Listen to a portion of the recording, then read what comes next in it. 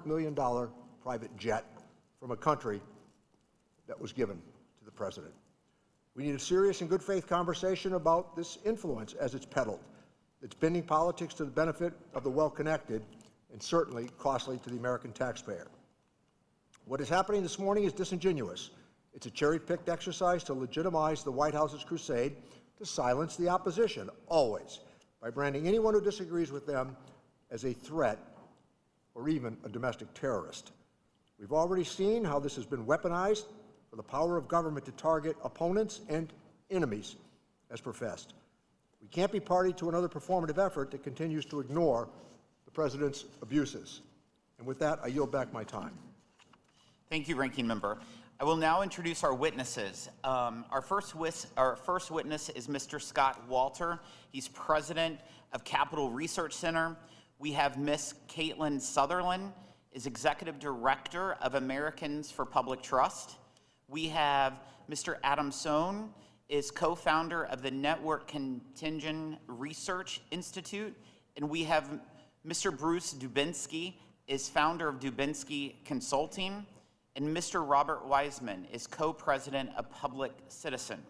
I want to thank you all for joining us today. Your written statements will be made part of the hearing record, and you each will have 5 minutes to deliver remarks. We'll start with you, Ms. Sutherland. You are now recognized. Chairman Smith, Ranking Member Neal, and members of the committee, thank you for the invitation to testify on foreign threats and influence in the nonprofit sector. My name is Caitlin Sutherland, and I am the founding executive director of Americans for Public Trust, a nonprofit, nonpartisan organization that works to uncover and publicize foreign money and influence in politics and policy. Foreign nationals, foreign charities, and foreign governments are actively exploiting loopholes to funnel their foreign dark money into important American policy fights, institutions, and electoral tools, and they're utilizing the nonprofit sector to do it. Over 40 years ago, Congress banned foreign nationals from directly or indirectly influencing our elections. And while federal law is still inadequate when defining what foreign nationals can and cannot do in the electoral space, it is even worse to non-existent in the nonprofit policy space. The unprecedented rise of foreign donations to nonprofits should be a concern to every American. Tax-exempt organizations, most commonly 501c3s and 501c4s, are important institutions in our modern society. They are supposed to serve as charitable backbones in the community, educate the public, and promote the common good. And yet, they've been co-opted by foreign actors who are quietly driving radical changes right here in America. This threat of foreign interference is not a hypothetical one. In October 2025, Americans for Public Trust released a report on how just 5 foreign charities spent almost $2 billion bankrolling U.S. policy fights, litigation, research, lobbying, and protests. The foreign money identified in this report originated from foreign charities and foreign nationals in Switzerland, the United Kingdom, and Denmark, and then flowed into the United States, mostly through 501c3s. One of those charities, KR Foundation, wants to, quote, popularize a shared vision of how cities could be much better places to live without private cars, end quote. And they financed numerous climate protests and litigation. The Switzerland-based Oak Foundation poured $650,000 into the 501c3 Environmental Law Institute that houses the Climate Judiciary Project, which has faced accusations of training judges to rule favorably on climate litigation. And the UK-based Quadrature Climate Foundation sent almost $50 million to the 501c3 Windward Fund, in part to support, quote, environmental justice advocates in the US, end quote, and for calling for diet shifts away from red meat to plant-based proteins. Abolishing private cars, eating less meat, training judges, protests, suing energy companies. These are just a few examples of what is being financed by foreign money, and it must stop. Notably, after Americans for Public Trust exposed how British activist hedge fund manager Christopher Hone funneled over $500 million into US-based organizations, he announced he would no longer be financing US causes in the future. But the damage with his foreign money has already been done, as he's been bankrolling advocacy campaigns and pushing a radical green agenda for over a decade, all while he and his charity maintain close and questionable ties to communist China, work with CCP officials, and support the CCP's Belt and Road Initiative. While it is a fantastic victory that Hone was called out and shamed into changing course, it is simply not enough given the influx of foreign money coming into the United States. We must have more guardrails in place to protect our democracy. Another ever-present threat to American politics is Swiss billionaire Hans-Jörg Wyss. Mr. Wyss, who once said he, quote, never felt the need to become an American, end quote, has instead, as stated in his biography, found a way to, quote, exert an influence on American domestic politics through his foundations, end quote. The precise reason this Swiss billionaire or any other foreign billionaire can do this is because foreign money running through foundations and nonprofits to influence policy and advocacy is not prohibited. This has allowed Mr. Wyss to keep the lights on at numerous left-wing nonprofits around town, including giving $280 million to 1630 Fund, $30 million to the League of Conservation Voters Network, $9 million to the ACLU Network, and $7 million to Indivisible, the chief organization leading nationwide protests. How these tax-exempt organizations can simultaneously raise and spend hundreds of millions of dollars from foreign actors, be it from Switzerland or China, all while seeking to influence policies in our backyard, is a problem worth solving. I look forward to discussing ways to prevent foreign influence in the nonprofit sector. Thank you. Thank you. Mr. Sohn, you are now recognized. Chairman, Ranking Member, and members of the committee, thank you for the opportunity to speak.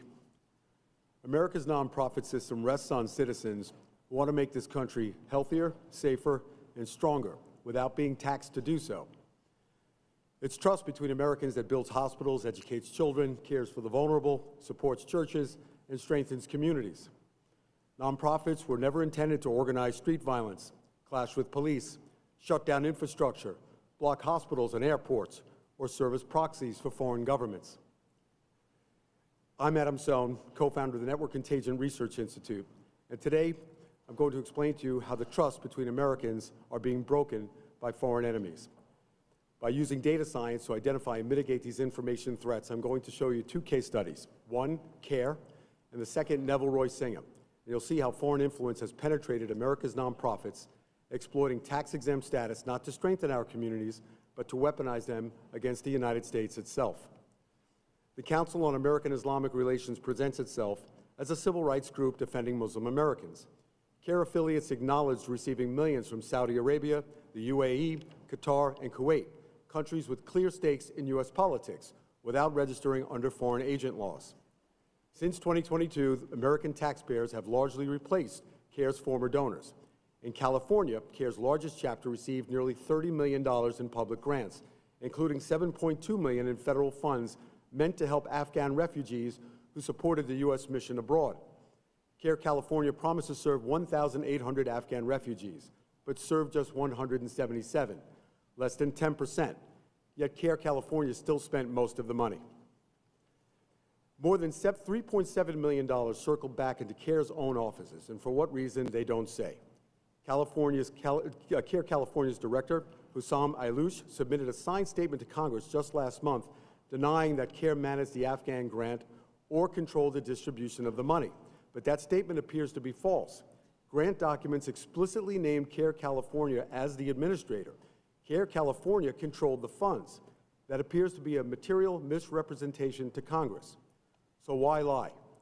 Because transparency would show the tax dollars were funneled to groups like the Muslim Brotherhood affiliate, the Muslim American Society, MAS, an organization whose events feature Hamas leaders appearing not on most wanted posters, but on T-shirts and buttons for sale in hotel lobbies. CARE also used tax-deductible donations to shield college students suspended for vandalism, harassment, and violence during street and campus protests, receiving $1,000 grants and interest-free loans from CARE. So instead of facing consequences, students got paid. This is what nonprofit capture looks like when it matures. Foreign money builds the network, taxpayers unknowingly keep it alive, and civil society bears the cost. Neville Roy Singham represents a different threat. Born in Connecticut and became a near billionaire in the United States, Singham relocated to China and now operates as a CCP-aligned influence agent, coordinating U.S. nonprofits to destabilize American society from within. Singham attended Chinese Communist Party propaganda trainings, shared offices with Chinese state media in Shanghai, and exploited U.S. tax law to move tens of millions of dollars through donor-advised funds, primarily via Goldman Sachs. And together, these entities form a coordinated $100 million system, the Singham Network. The Yancey Coalition and the Party for Socialism and Liberation mobilized the protesters. The People's Forum trains and coordinates the activists. Breakthrough News handles messaging and media amplification. The impact of this money is ongoing. Federal property vandalized at Union Station, American flags burned and police officers assaulted, airports blocked at JFK and LAX, Brooklyn and Manhattan bridges shut down, ambulances and commuters disrupted, Wall Street blockaded, holiday commerce halted at Macy's Herald Square, and immigration and law enforcement facilities targeted. This is not grassroots protest. It is a repeatable system for paralyzing American infrastructure on demand, financed through U.S. tax law and aligned with a hostile foreign power. It is an active vulnerability we cannot afford to leave intact. We face a significant national security vulnerability. These cases are not anomalies. They are expressions of the same structural failure. This is not protected speech. It is engineered subversion, shielded by 501c3 status, obscured by donor-advised funds, and embedded in state-funded institutions. This committee has jurisdiction over the tax protections that make this possible, and therefore the responsibility to act. Revoke tax-exempt status, clarify what activities do and don't qualify as tax-exempt, enforce foreign agent registration laws, and shut down the financial pipelines. Thank you, and I look forward to your questions. Thank you. Mr. Dubinsky, you are now recognized. Please turn on your mic. Good morning, Chairman Smith, Ranking Member Neal, and members of the committee. Thank you for the invitation to testify before the committee at this important hearing. My name is Bruce Dubinsky. I appear before you as a forensic accountant with decades of experience investigating fraud and financial misconduct across a wide range of organizations, including tax-exempt organizations operating under various sections of the Internal Revenue Code. To appreciate the magnitude of the issue before the committee, it's important to understand the scale of charitable giving in the United States. According to the Giving USA Foundation, total U.S. charitable giving in 2024 exceeded $592 billion. The fact is that it's extremely difficult to determine how much of that money originates from foreign donors. For most charitable organizations, donors' identities reported on their Form 990, Schedule B, are not publicly disclosed. As a result, we simply do not know how much foreign money is flowing through the U.S. nonprofits or for what purposes.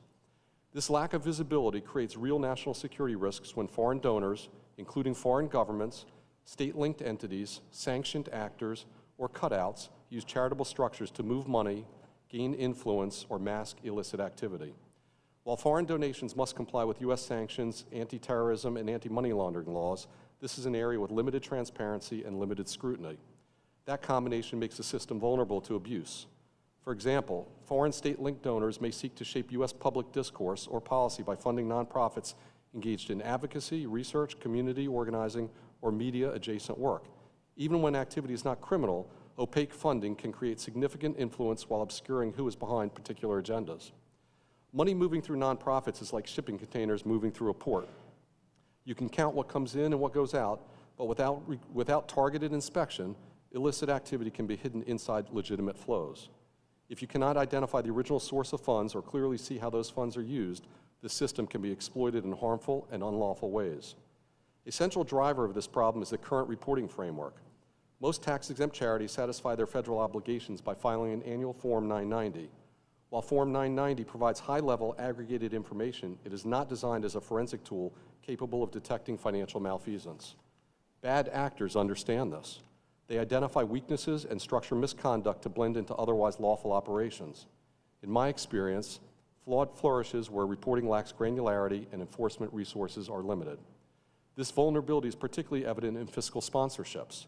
As you'll see on the screen, a fiscal sponsorship allows a public charity to extend its tax-exempt status to a separate project run by some other entity that is often not itself tax-exempt. When a public charity fiscally sponsors a project, the sponsor is legally responsible for controlling and overseeing how funds are used and how activities are conducted. If it cannot explain where the money went or what the project actually did, the sponsor faces serious exposure, including loss of exemption, excise taxes, civil penalties, and, in extreme cases, criminal liability and personal exposure for officers and directors. Yet current law imposes no requirement for separate project-level reporting of fiscally sponsored activities on Form 990. There's no dedicated line or schedule for fiscal sponsorships, So these activities are absorbed into aggregated reporting, producing little meaningful transparency. Transparency is further reduced by the growing use of donor-advised funds, which separate the identity of the original donor from the recipient organization. In many cases, grants from donor-advised funds to operating charities are made anonymously, further obscuring the flow of money. In my professional judgment, these vulnerabilities warrant legislative attention. One practical and cost-effective remedy would be to revise Form 990 to include standardized questions focused on fiscal sponsorships, donor-advised funds, foreign operations, and pass-through funding structures. These disclosures would generate structured data that the IRS could analyze using modern tools, including artificial intelligence. Artificial intelligence can help the IRS identify risk patterns that would otherwise go undetected and allow the agency to focus its limited enforcement resources where they are most needed. Properly deployed, AI would function as a screening tool, much like fraud detection systems used by financial institutions, flagging unusual patterns for human review while leaving compliant charities untouched. Combined with improved disclosure, this approach would allow the IRS to proactively identify risk, allocate resources more efficiently, and strengthen oversight without impeding legitimate charitable work. Thank you, Chairman Smith, Ranking Member Neal, and members of the committee. I look forward to your questions. Thank you. Mr. Walter, you may begin when you are ready. Chairman Smith, Ranking Member Neal, distinguished members of the committee, thank you for the honor of testifying. I'm president of the Capital Research Center, where we've long studied the nonprofit world and its political connections. It's refreshing to have a hearing where all witnesses share strong agreement on a central point, namely, foreign money should be kept out of American politics. Mr. Weissman urges passage of the Disclose Act, in part because it drastically limits foreign political spending. Ms. Sutherland deplores political spending by Swiss foreign national billionaire Hans-Jörg Wyss. Mr. Sohn objects to past funding from Middle Eastern countries to the Council on American-Islamic Relations, and I criticize domestic environmentalist groups' ties to the Chinese Communist government. A lot of these problems involve America's nonprofit sector, which is traditionally a glory and a strength of this exceptional country. But foreigners abuse this sector, especially tools like fiscal sponsorship and donor-advised funds, which aren't inherently bad things, in order to hide their influence ops. Americans' homegrown groups also exploit those tools. Recall the politicized multi-billion-dollar nonprofit network operated by Arabella Advisors, one of whose presidents admitted their business model, which heavily uses fiscal sponsorships, is, quote, a workaround to the tax regime. This same Arabella network's first major funder, whom we can discern, was Hans-Jörg Wyss, the Swiss foreign national and Democratic megadonor Ms. Sutherland discusses. A big part of the problem is so-called campaign finance reform.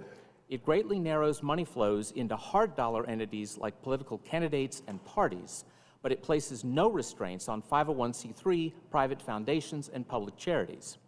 This preference for the charitable sector is explained by the fact that 8 billionaires, all with the same last name, Foundation, gave almost all the money to pass the last campaign finance law, McCain-Feingold.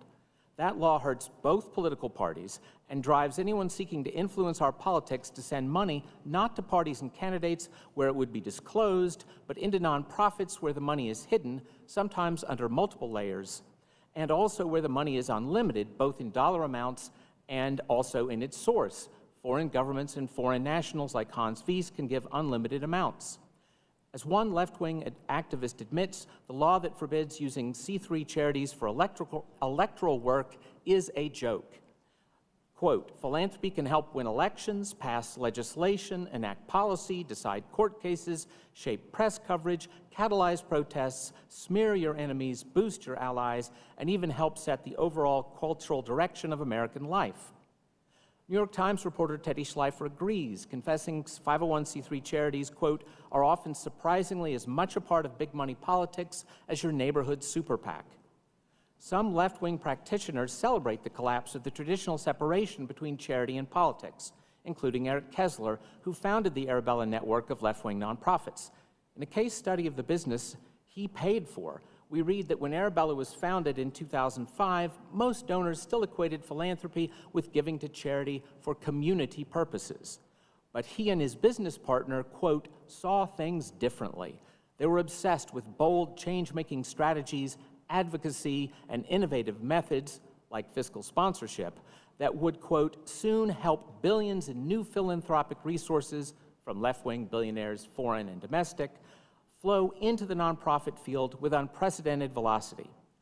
It's undesirable when Americans produce this pseudo-philanthropy and manipulate our politics through it. It's far worse when foreign donors are involved because nearly all Americans reject foreign money entering our politics through any channel, much less through alleged charities. That's why states keep passing laws to block federal funds, foreign funds. Only this past week, Alabama and Michigan saw houses of their state legislatures pass bills to prohibit foreign nationals from contributing to ballot measure committees. On the federal level, this committee should consider whether 501c3 charities should continue to be allowed to engage in ballot initiative campaigns, given that charities have no limit on their spending and may receive unlimited foreign funding. The committee should also consider whether charities should be allowed to engage in voter registration, given the documented abuses by charities who flout laws and regulations that only permit this when it's done in a nonpartisan manner. Charities that hire Democratic micro-targeting firms to help register voters are laughing at your tax code. Thank God Americans give generously to nonprofits. They give because they want nonprofits to help people. They don't want anyone, especially foreigners, to use politicized nonprofits to manipulate people. Thank you for taking this grave problem seriously. Thank you, Mr. Weissman. Thank you, Mr. Chairman, Mr. Neal, members of the committee. The committee is absolutely right to be training its sights on improper foreign influence in American politics and policymaking. However, there's no need to be searching for dark conspiracies of foreign influence. The overwhelming problem of improper influence in American politics today stems from two things. First, the fundamental failure of the Trump administration to enforce the existing tools we have to deal with foreign influence and to actively undermine them. And secondly, the president's business and donor relationships that compromise him in a way that probably has no parallel in American history. Let me discuss these 2 points. First, as regards the failure of the Trump administration to maintain the existing rules or institutions to deal with foreign influence. First, Attorney General Pam Bondi announced as one of her first moves that she would not enforce the Foreign Agents Registration Act.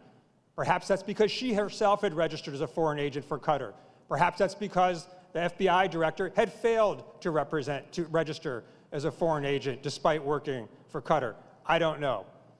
Second, that problem has been made worse by the decision subsequently in the fall through the National Security Presidential Memorandum 7 to weaponize FARA against political enemies, not to use it in a balanced way. Third, we have a problem indeed of foreign money going into American politics. We have record levels of dark money spent on American politics in the last election cycle, $1.9 billion. How much of that is foreign? We do not and cannot know. But we could solve that problem by passage of the Disclose Act, which would require not just disclosure of all donors, but active prohibitions on the means of foreign money coming into our elections.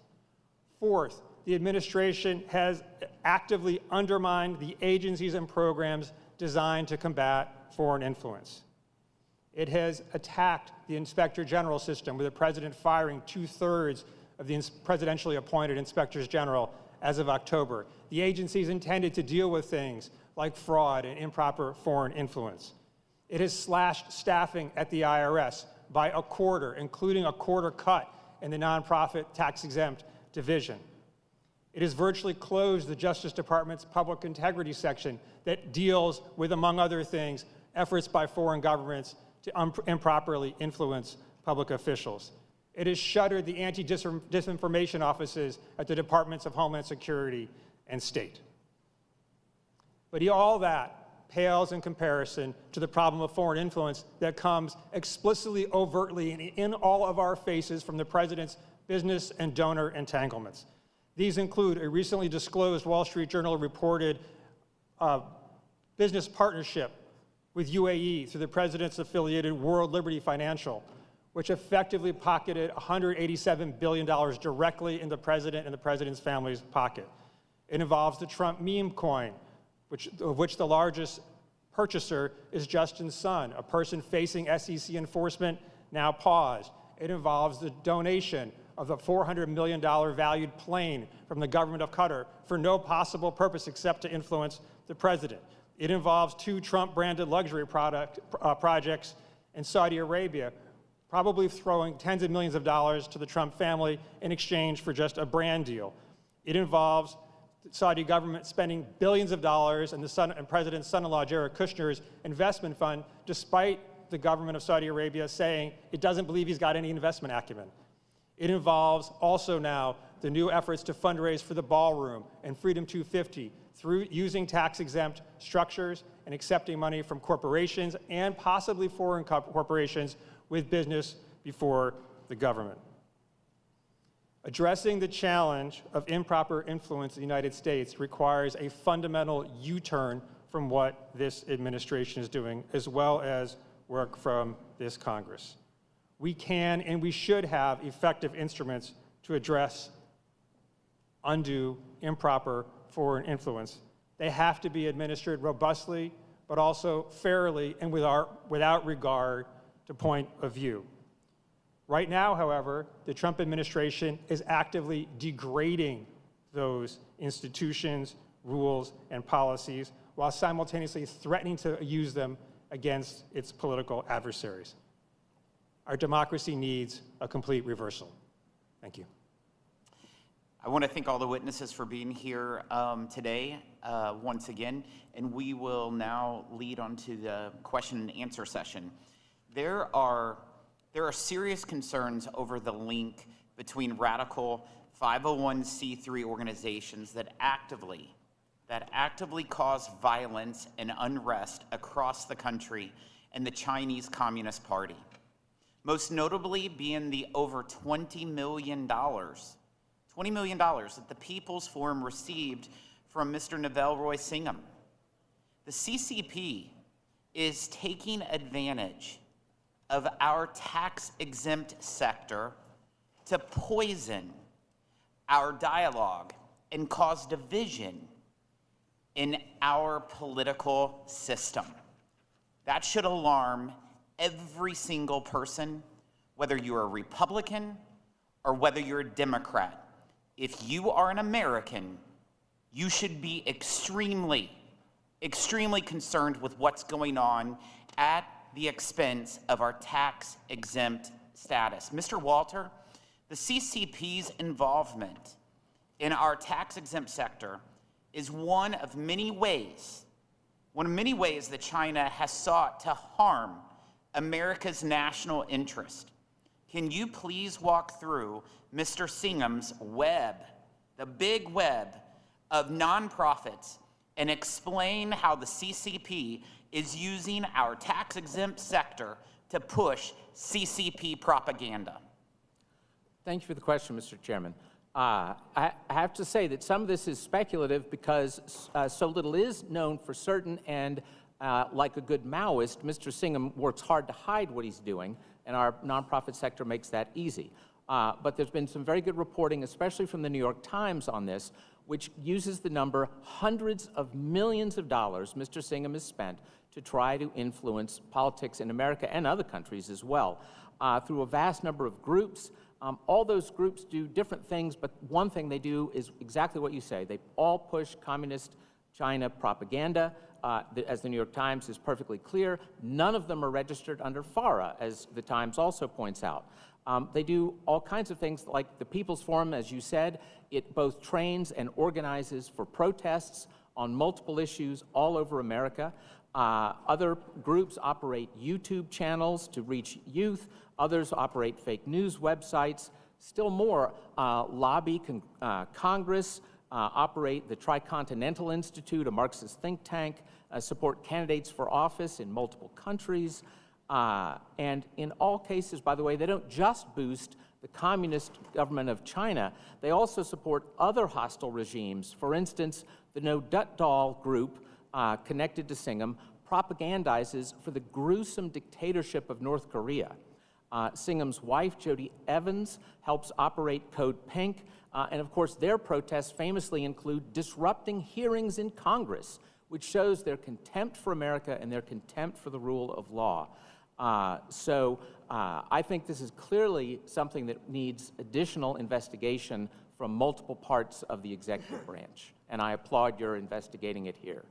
This committee, on a bipartisan basis, approved multiple bills to address the attempt by multiple foreigners to influence our politics and election outcomes by funneling money through tax-exempt organizations.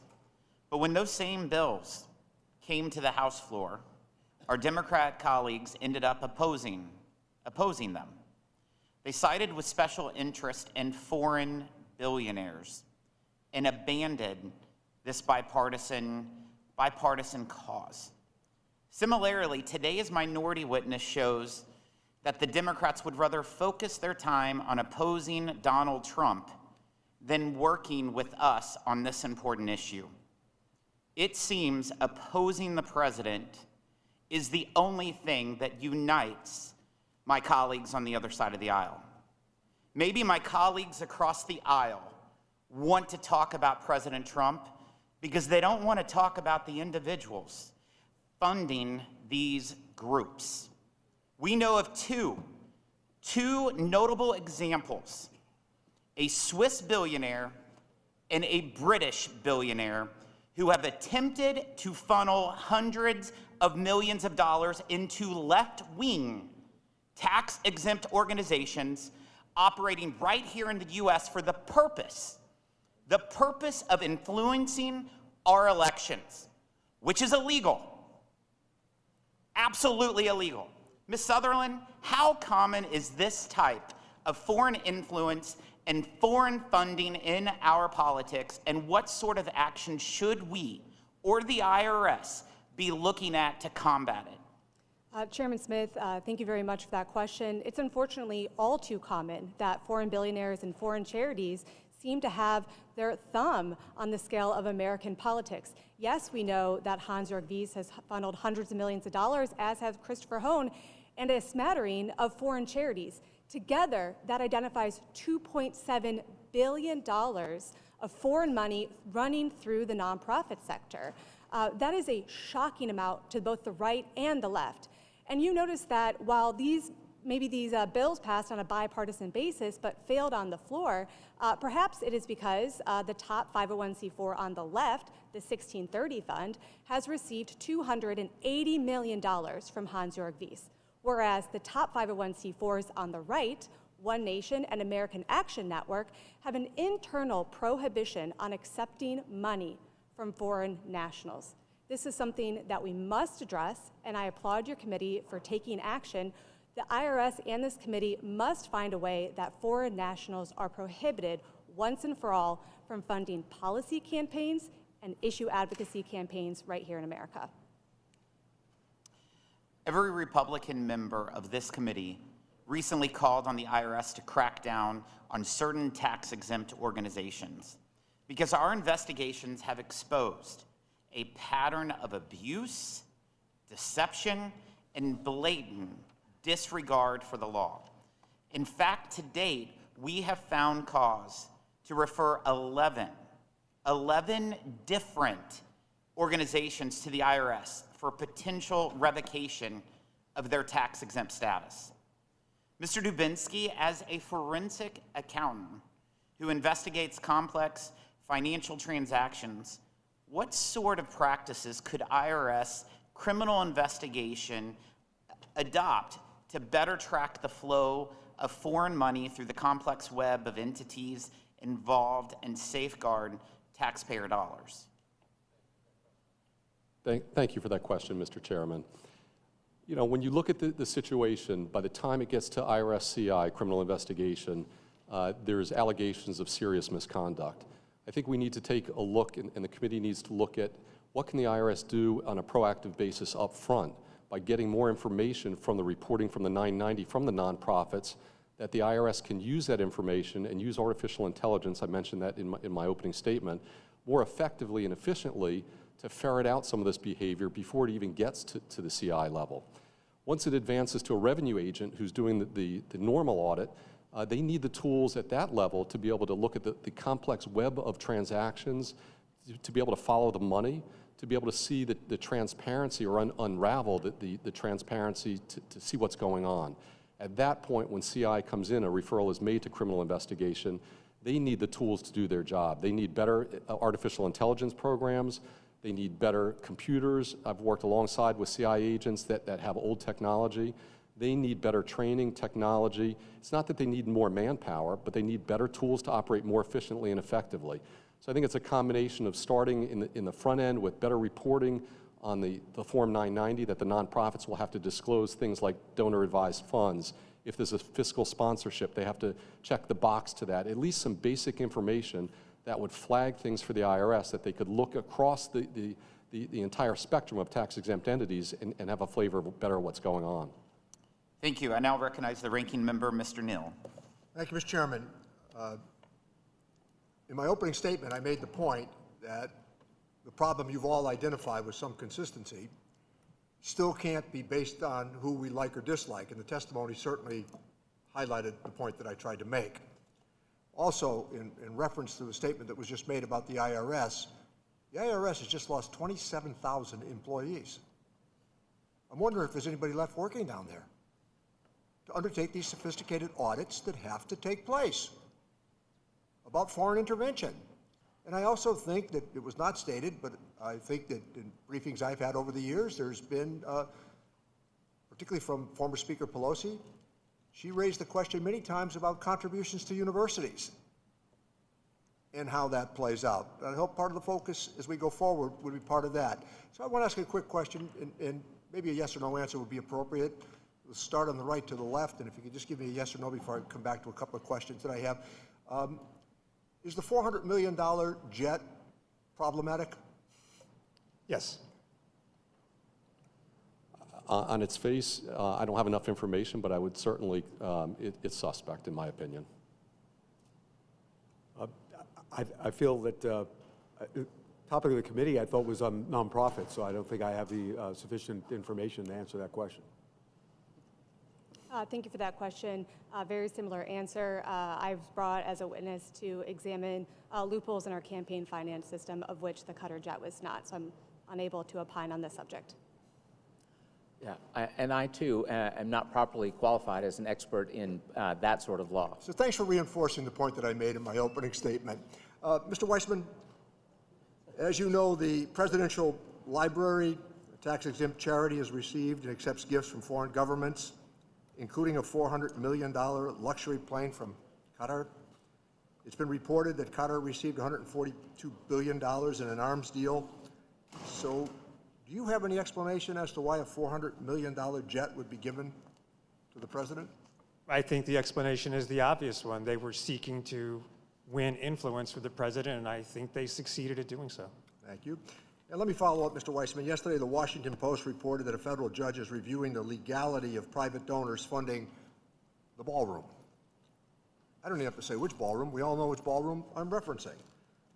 Without objection, I'd like to enter the Washington Post article into the record, Mr. Chairman. Without objection. Thank you. Mr. Weissman, what is known about the ballroom's funding and the Freedom 250 projects? Well, we have some idea of who's funding the ballroom, not complete, and maybe there are others that we do not know. We were able to analyze the 24 known corporate donors at the early stages of the ballroom. 16 of them had government contracts going back over the last 5 years, totaling $270 billion in federal contracts. My view is they were funding the ballroom not out of a sense of civic pride, but out of a sense of they can get something back in return. A couple of those companies, as you mentioned in your statement, are domestic subsidiaries of foreign businesses. I think as we look now to the Freedom 250 project, which seems to be a comparable fundraising effort, we're going to see the same kind of problem.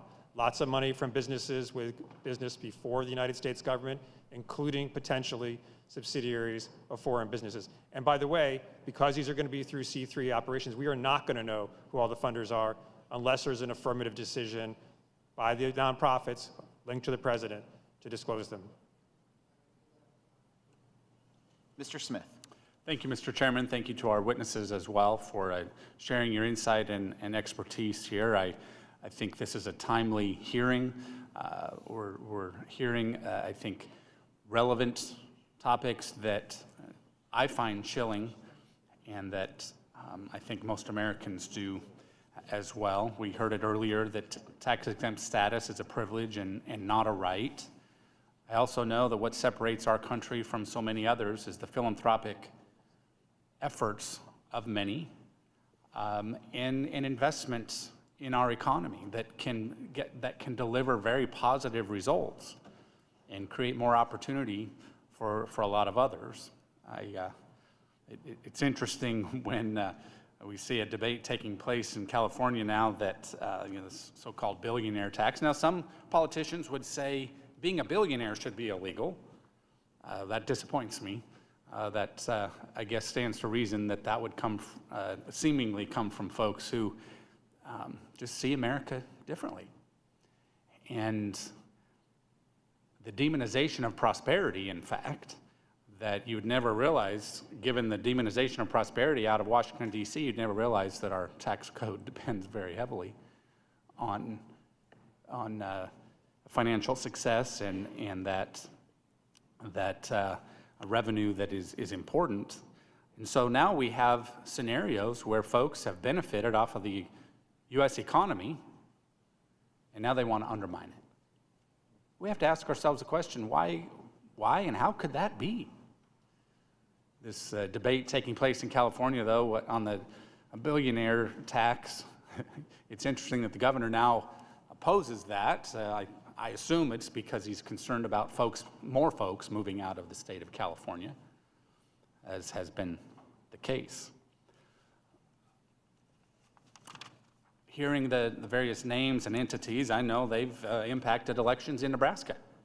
And our Attorney General, Mike Hilders, is looking into this, and I appreciate his steadfast review of that. But all the while, when we have these debates, I can't help but think of the good things that charitable activities can achieve.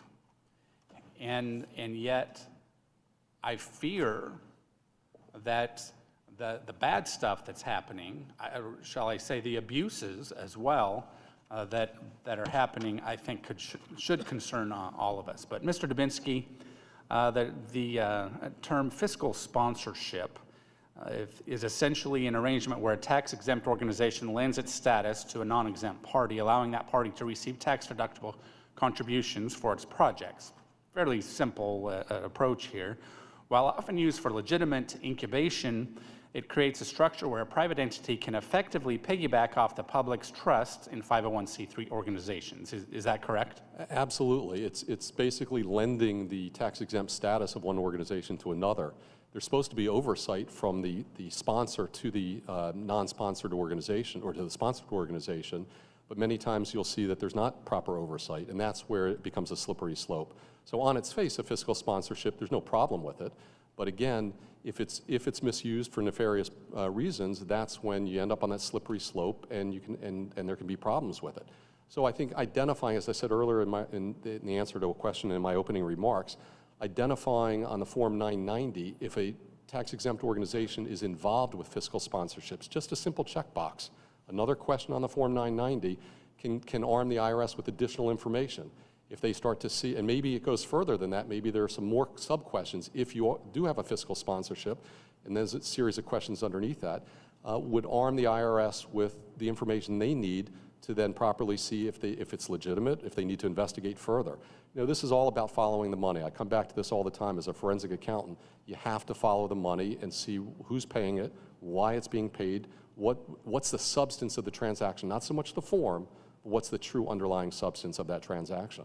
Right, and I think you touched on ultimately what my concerns are. You know, why would an established charity take on the massive legal and even financial liability of sponsoring a non-exempt project?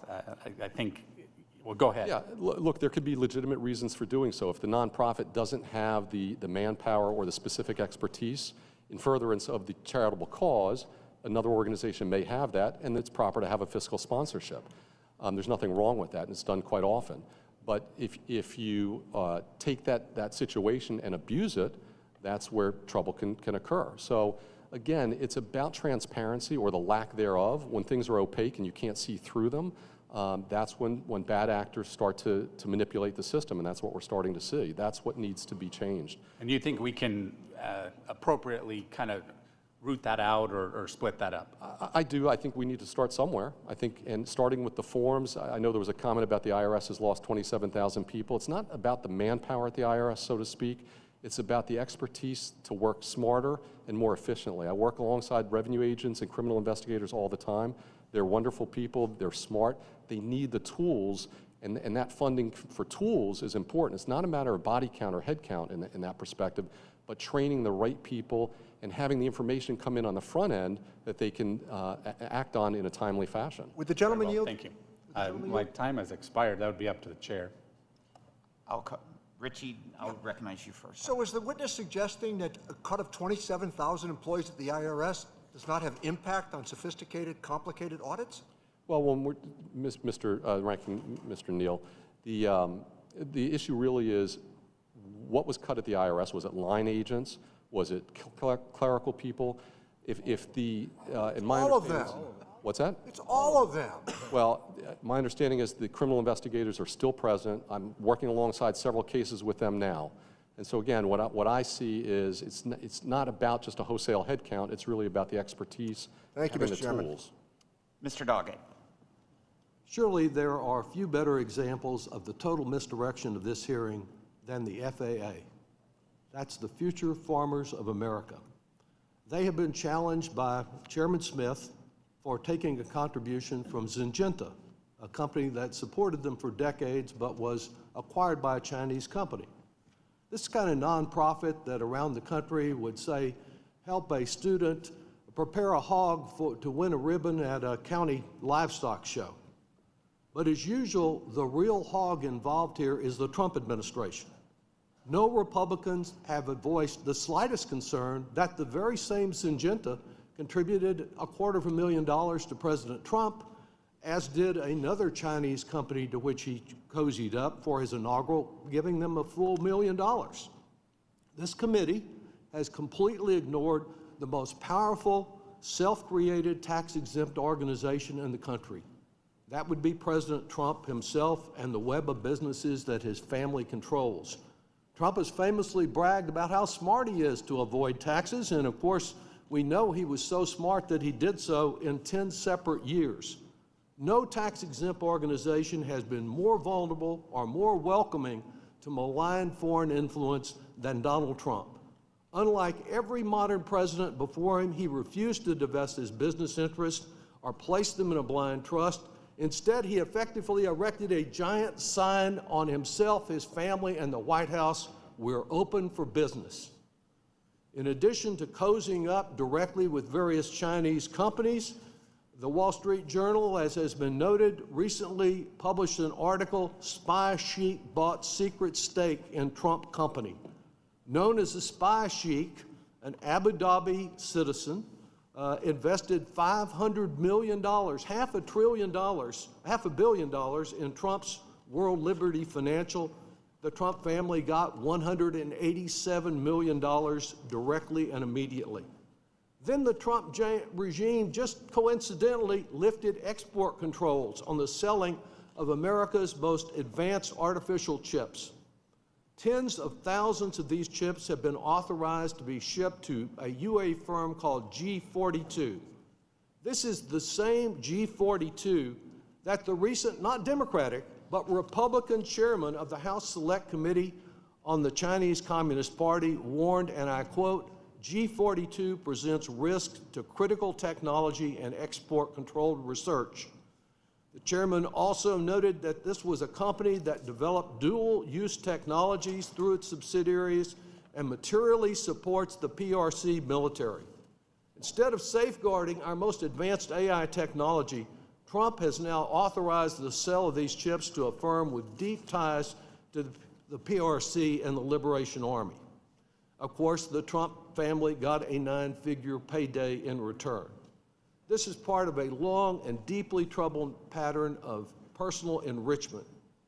Then there is also Mr. Zhao. He's the one that President Trump pardoned He's being sued by the victims of the October 7th Hamas attacks, alleging that his company helped facilitate the transfer of hundreds of millions of dollars to Hamas.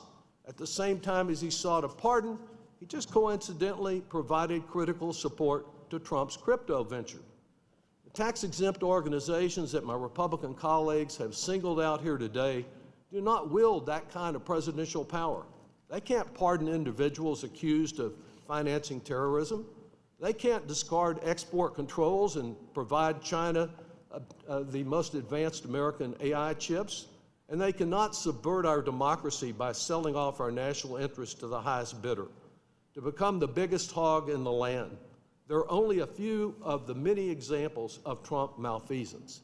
Now, the type of action that is being advanced here today was no doubt inspired by Vladimir Putin and Viktor Orban, two people that Trump clearly admires, their authoritarianism, because they have spent a good deal of time smearing nonprofits in their countries as foreign agents, stigmatizing them and muzzling them with free expression. It's also fitting and deeply troubling that one of today's witnesses has cited the No Kings rally as an example of the kind of misfeasance of which they complain. I spoke to thousands of my neighbors in Austin last October at one of hundreds of these events. It was an expression of democratic values, peaceful, not a threat to anyone except those who insist on authoritarianism. In America, we do not punish critics, we do not crown kings, and we must not sell our democracy to the highest bidder. I yield back. Thank you. I want to respond to the comments, since I was raised in Mr. Doggett's comments about the FFA. That's the first time FFA has been brought up, but FFA, Mr. Doggett, is a very, very important organization to myself. In fact, when you go down to my personal office, the very first thing that was ever hung on the wall is my framed FFA jacket, and it stands here today. It's an organization that so many members care about. It helps create the future agriculture leaders of tomorrow. But when that organization's largest funder is Syngenta, which is connected to the CCP, we do not need to allow our kids to be infiltrated by the Chinese propaganda.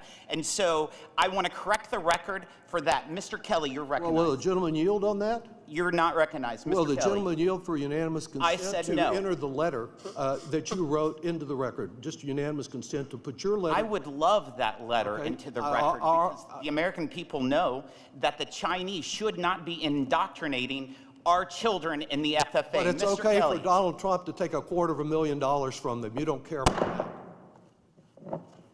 Mr. Kelly. Thank you, Chairman. I'm confused. I don't know the hearing today is a result of hangover from the 2024 election and with the Trump derangement that seemingly goes with everything. By the way, I'm going to read this. The topic of the roundtable would provide the opportunity for members to highlight as continued oversight of the tax-exempt sector, focusing on the perverse and outsized influence foreign adversaries, including the Chinese Communist Party, CCP, to interfere with elections and fuel anti-Semitism. It would be nice if we could actually talk about the issues that we're concerned about. Jake in our office gave me a note. He said, you know, we were looking at the nonprofits. Tax-exempt nonprofit economy now comprises 15% of our GDP, manages over $8 trillion in assets, and nets $238 billion in net income. So getting to that, as opposed to who's getting a jet or who's getting a new ballroom, as opposed to the previous administration, where I think there were a lot of questions about who was getting what from whom. I got to tell you, coming from the private sector where I do pay taxes, and there's only 2 times in my life I haven't paid taxes, and people said, that's amazing, how'd you get away with that? I said, well, we lost money that year. That didn't keep us from paying wage taxes and real estate taxes and every other kind of tax that the American people burden, and I think they're starting to look as what is the return on my investment. Mr. Sohn, I was really interested, but everybody, thank you for being here today. This is incredibly important because the subject is really about Where are these dollars going and what are they funding? I'm amazed that people can travel all over the country and go from demonstration to demonstration. I don't know who pays for their airfare. I don't know who pays for their hotel, who pays for their food, who makes up these elaborate signs that they seem to be able to unload under somebody's trunk. Most of the places I go when I'm up for an election are kids with a sheet of paper that they use magic marker. So I'm fascinated that we got so far off from where we're supposed to be. Now, Mr. Sohn, from a national security perspective, how concerning is this model of foreign-linked donor networks embedding themselves within U.S. protest infrastructure? Somebody's picking up the tab. Yes. So from a simple, let's take the example of CARE California. So with CARE California, they had an EIN number for CARE California, and they got millions of dollars in taxpayer grants. And they were supposed to administer those grants to independent registered entities. And Senate Judiciary Committee started asking a few questions about whether or not that money was directed back into CARE California itself or was directed out to third-party independent registered entities.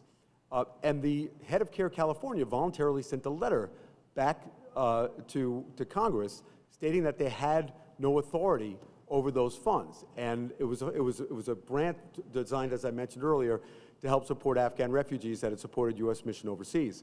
So it's just very hard to believe that some of these instances are accidents, because when you have that level of funding that comes from taxpayers, and then the money is basically self-dealt right back into the same organization, that's not an accident. So I do think it requires further investigation.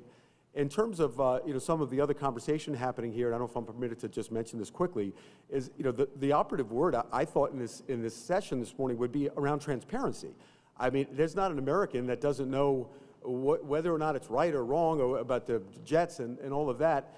But they're not showing up in my community. They're not, when my daughter wants to go to Rockefeller Center during Christmas at 16 years old with her friends, I was afraid that, I knew that from my knowledge and the work that I do with the NCRI, that there were going to be severe demonstrations that could be blocking hospitals, that could be blocking this lighting of the Rockefeller Center Christmas tree.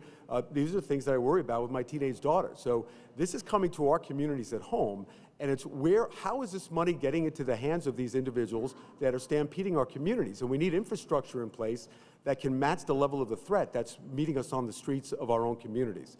And I think the transparency is what I'm hoping that we could accomplish here this morning, is to really set in place an infrastructure that can identify these problems, where the money's coming in and how it's getting into the hands of these people, like you say, that are often sowing dissent and breaking the trust between Americans themselves. Well, thank you for bringing it back to the real reason we're supposed to have the hearing today.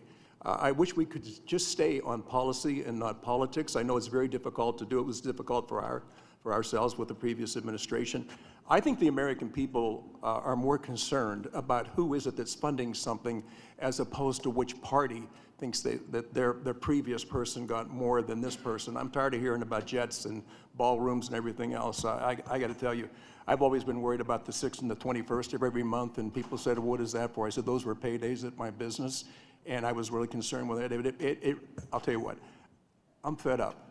I'm fed up with paying an incredible amount of taxes when we're successful and watching it dribble into every possible thing that we could put it into. And that bottom line, nobody's kidding anybody.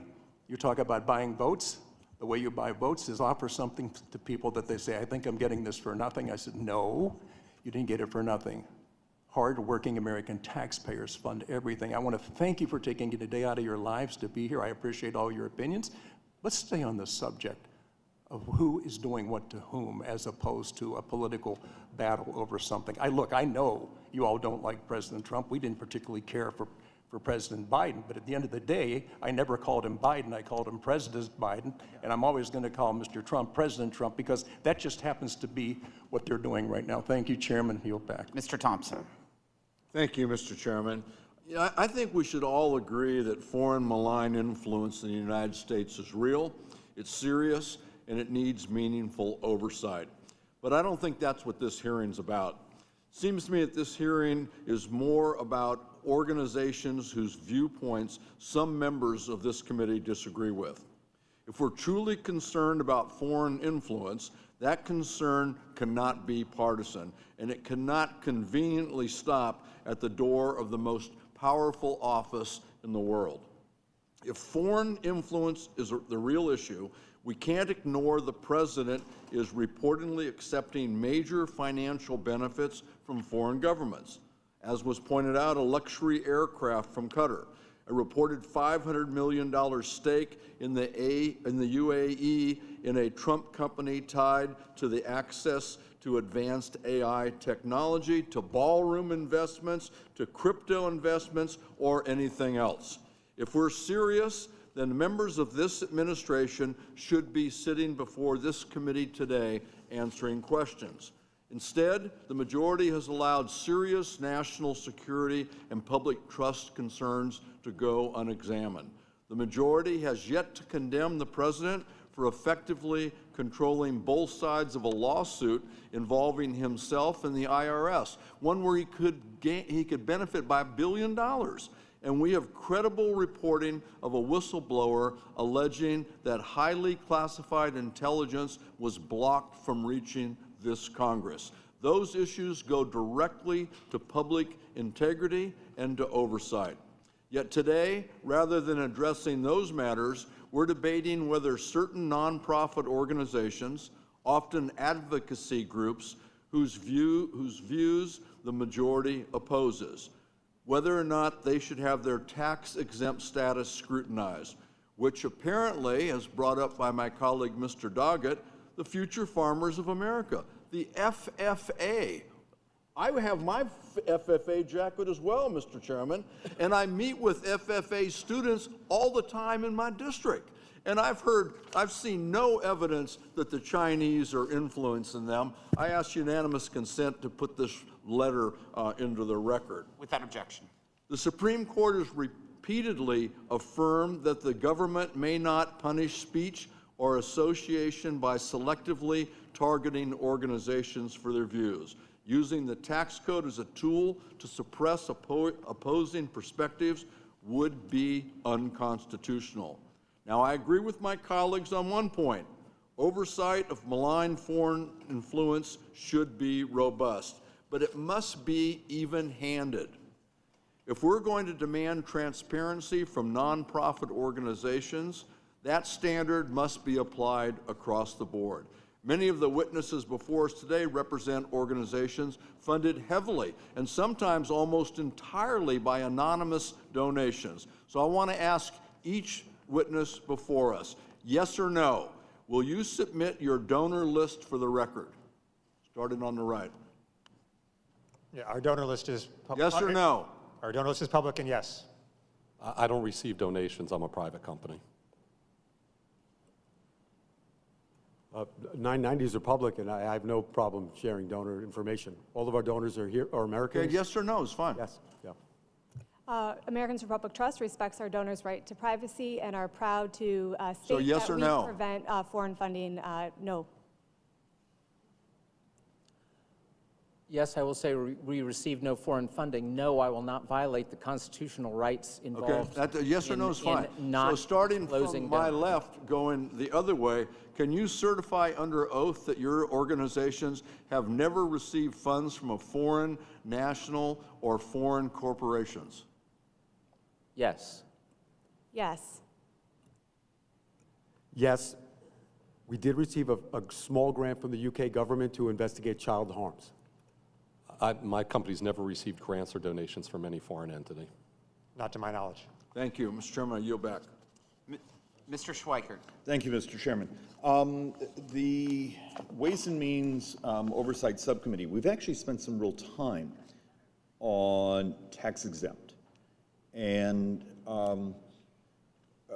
look, from a global standpoint, 17% of the U.S. economy now is in the tax exempt space. Yeah. So you start to see our world of trying to finance government, those things. And the leakage, because we don't have enough information. Mr. Dubinsky, you actually got closest to where I think it's not a solution, but at least we would know what we're working on. And from the left to the right, we've actually had a proposal, a number of us in the Oversight Subcommittee, on to modernize the 990 forms. And this would affect all sorts of tax-exempt organizations, from my credit unions to a hospital to maybe someone dodgy trying to, how would you design a modernized, because our 990 form barely provides any useful information, but we could actually see what's really going on, because for everyone, the basic standard of tax exempt is you provide more community good than the value of the taxes you would have paid. That was the underlying standard. How would you change the 990 form? It's a great question. I would start by taking a fresh look at the form and basically reconstructing it from top to bottom. I think there's some good information on the current 990. There are a lot of different schedules and subschedules, but it needs to be designed in a way that that information can be easily used. And not for political purposes, I'm totally against that, but for proper purposes by the IRS, for transparency. So there could be a series of questions put on there, as I said earlier, on fiscal sponsorships. There could be, banks have a tremendous anti-money laundering and know your customer regime that they have to follow. And I'm not suggesting that nonprofits and tax exempts should do that. It's very onerous. But I think if you have some questions along those lines are, who's the ultimate beneficial owner? Do you know? If certain contributions are above a certain threshold, we need to know who's behind those. I think that's very important. So I would start from fresh, taking a fresh look at the form and all the schedules with the goal of transparency for ultimate enforcement actions if necessary and if required. Okay, you're going, I'm maybe slightly more cynical than even you are. Okay. Because we've actually looked at some of these where it's a donation to a tax exempt, to a donation to a tax exempt, to a field operation that's bundling, and then another one, and somehow we see where it ends up in U.S. politics, but it's a voter registration drive, just only in the right zip code. Right. And you can understand, Mr. Walter, how would you redesign the 990 form, and do we need to have more of it's not just who you transferred money to, but so we need the chain of lineage. What would you do?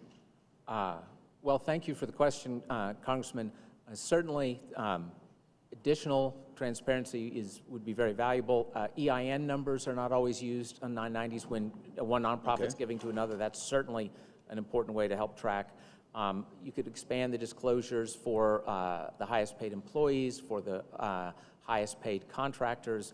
The fiscal sponsorships could be required to be listed, possibly with a basic budget for them, or the name of the individual who's the principal officer of the fiscally sponsored project, when the project begins and ends, and then whether the project applied for its own exempt status independently, and obviously the simple thing of, do you accept foreign money? That's the single most obvious. Any concerns on your part between the leakage between a C3, C4, offsetting expenditures in that, just that simple world there? Well, some of that is already supposed to be disclosed. It's supposed to be, but it's really hard to track. Yes, and you're right. There are cost-sharing agreements there that are very problematic. In that case, it's probably the law that needs to be changed. I wouldn't think it's a bad thing. I mean, conceivably, just say C3s are not going to be allowed to give to C4s. That alone would be a significant thing. The big left-wing foundations would be very angry. But Mr. Chairman, there may be an actual solution that could come out of this hearing that's actually not Republican or Democrat, but just good tax policy.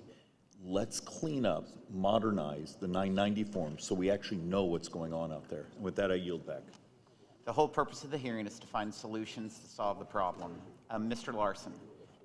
Thank you, Mr. Chairman, and I want to thank the witnesses as well, and thank you for your participation. And certainly, as Mr. Thompson pointed out, foreign influence should be a concern to all Americans. And as expressed in your testimony, we can see clearly that it does. Mr. Walter, you in fact cited an article from the New York Times, I believe.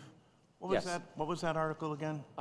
It's an extensive article reporting on Neville Singham's worldwide network. Right. Yeah, I take it you read the Times frequently? When I have to. Okay. Oh, it's that bad, huh?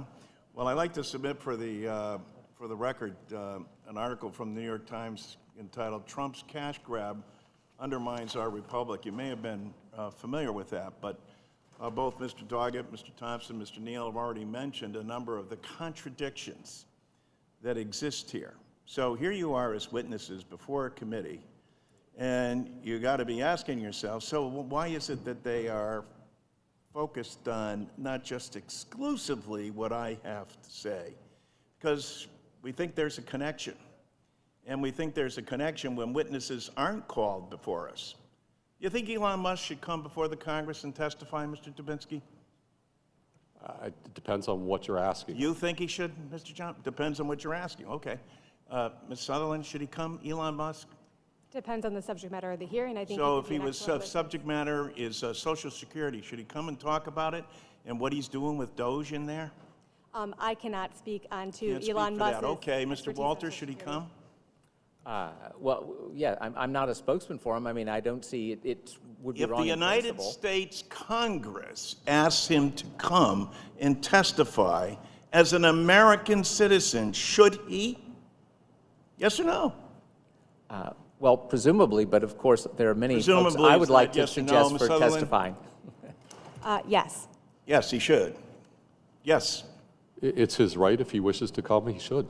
If it's not his right and the Congress asks him to come, he has the right not to do it. Is he above the law? No, you said if he was invited. If he's subpoenaed, that's a different question.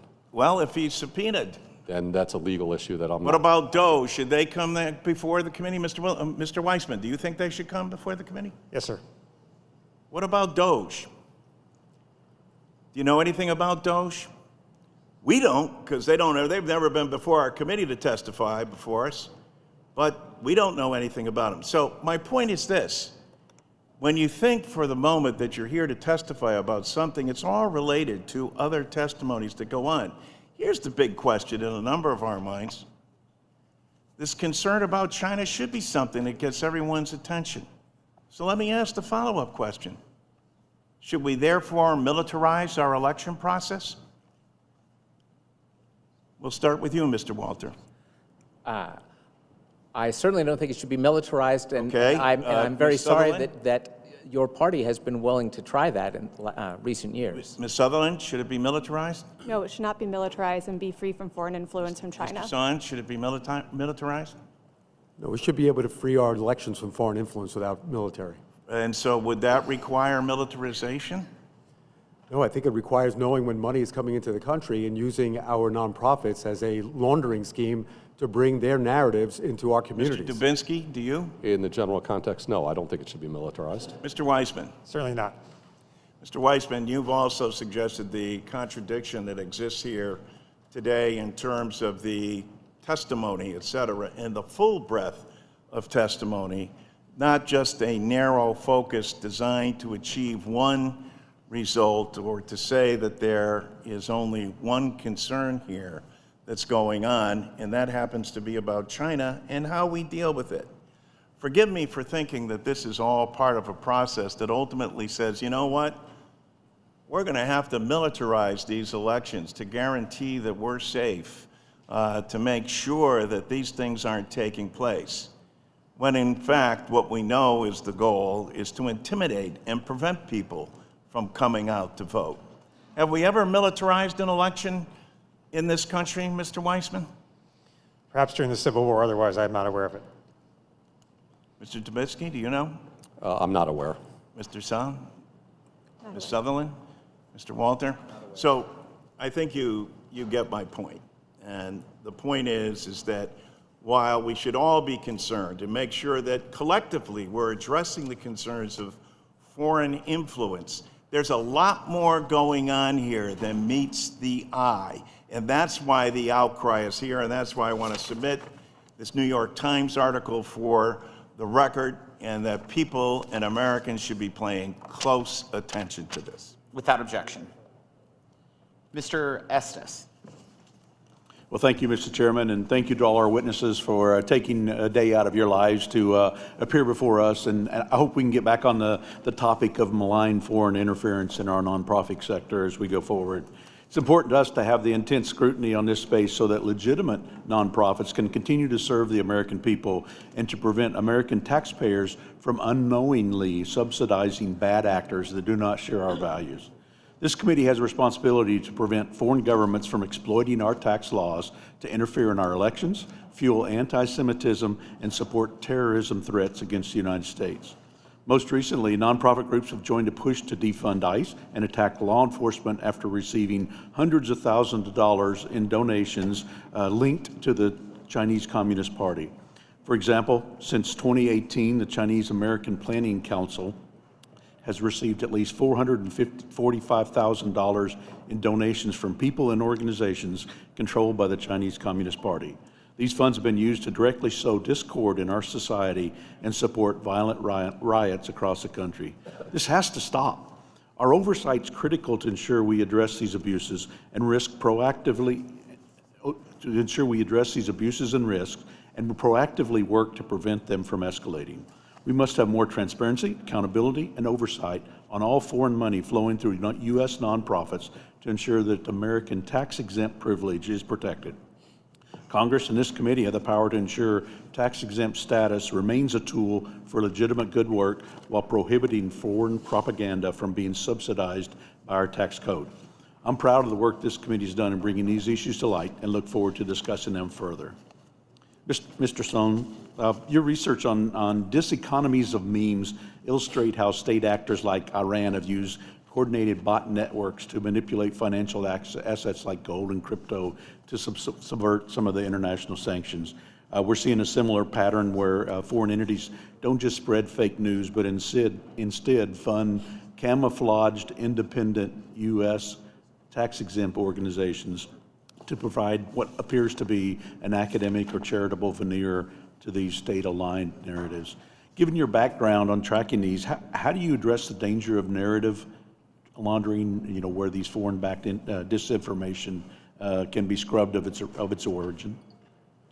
Well, thank you for the question, Congressman. First, you need a way to systematically identify when narratives are coming from hostile foreign regimes into our American nonprofits to be cleaned and then put through the legitimacy of our nonprofit system and put into our communities. Second, from an enforcement pipeline perspective, I don't know where that exists today in the federal government. So we need an infrastructure we could identify these risks. The NCRI, our organization, can identify these risks, but then what do you do about them once you find them? So I think that's an issue. I think what we're finding is that essentially hostile foreign regimes are discovering that you don't need spies anymore. Basically, they're using out in the open our own systems against us. They find American nonprofits that will do their bidding. These nonprofits are rewarded with more funding, with more support, with amplification of their messages and the missions of their organization. So it's a bit of a perfect storm. So I do hope that this committee does continue to look past the politics and recognize that this could be happening in any organization, from any nonprofit in their community. And I think that the nonprofits that have kept these communities strong for centuries should remain in place. I mean, when did we start nonprofits? In the 1800s? So since when did all of these foreign countries become interested in our nonprofits, whether it's our universities, our public schools, or the nonprofits in our communities? Thank you. Hans-Jörg Wyss, as mentioned earlier, is a Swiss billionaire who's funneled hundreds of millions of dollars into liberal nonprofits through donor-advised funds and nonprofits managed by Arabella Advisors, including things like 1630 Fund, New Venture Fund, Burger Action Fund. This foreign billionaire has quietly created a sophisticated political operation to advance these progressive policy initiatives. States Newsroom started as a project called Newsrooms Network inside the Hopewell Fund, an Arabella Advisor managed 501c3 around late 2017. The Weiss's Foundation gave States Newsroom $1 million in 2020 and over $1 million in 2023. In my home state of Kansas, an entity called the Kansas Reflector launched in July of 2020 in Topeka as a direct affiliate of States Newsroom. Since its inception, the Reflector has functioned as a tax-exempt hit piece, writing critical stories. I mean, a business operating as a business should be paying taxes. Ms. Sutherland, I know I'm close to being out of time, so can you quickly say a comment about why we should subsidize with our tax code, one-sided media coverage? Absolutely. The problem of States Newsroom in your home state, and actually in all of your home states, the States Newsroom runs fake newspapers in all your home states, Kansas Reflector in yours. And the fact that we have news being paid for with foreign dollars is something that needs to be fixed. We should not have news networks be propaganda pieces, whether or not it's a Swiss billionaire or propaganda from the CCP. Well, thank you very much. I'll yield back, Mr. Chairman. Thank you, Mr. Davis. Thank you, Mr. Chairman. And I also want to thank all of the witnesses for your testimonies. As I listened, I know the value of nonprofits in my communities. I know that the strength of nonprofits include their mission-driven work, as well as their commitment to transparency, accountability, and regulatory compliance. I know that organizations and individuals have constitutional rights to free speech, freedom of association, and due process. I know that today's hearing is not a serious effort at oversight. Republican leadership cannot earnestly seek to limit foreign influence in the public sphere when they only target groups with whom they disagree and ignore how the president welcomes foreign influence as long as he and his family profits. I mean, I grew up in rural Arkansas, and so I know how important the future farmers of America is. Yet this committee is pushing an investigation of the FFA because it receives funds from the same organization that donated hundreds of thousands of dollars to President Trump and Vice President Vance's inaugural committee. I know that there are real threats to our country and to the programs within this committee's jurisdiction that already exist. So I ask, when will this committee consider what whistleblowers revealed about DOJ's mishandling of data? When will this committee investigate the administration's efforts to weaponize the Internal Revenue Service, especially against organizations that disagrees with it? When will this committee examine the illegal halting of child care cash assistance and services funding to democratic states, all programs within the jurisdiction of this committee and actions that are all prohibited by statute? So, Mr. Weissman, could you speak more about effective instruments to address foreign influence and not using the government as a weapon against political adversaries? Yes, thank you very much, Mr. Davis. I think there are two primary kinds of disclosure regimes that exist or should exist. One is the Foreign Agent Registration Act, which is an imperfect statute, which I would encourage this committee to look at for reform, but it does require the registration and the documentation of what people working for foreign governments or foreign principals are doing. This administration announced at the outset it would not enforce that law except in extreme circumstances. Then it said, yes, we will, in another set of limited circumstances, when we want to go after our political enemies.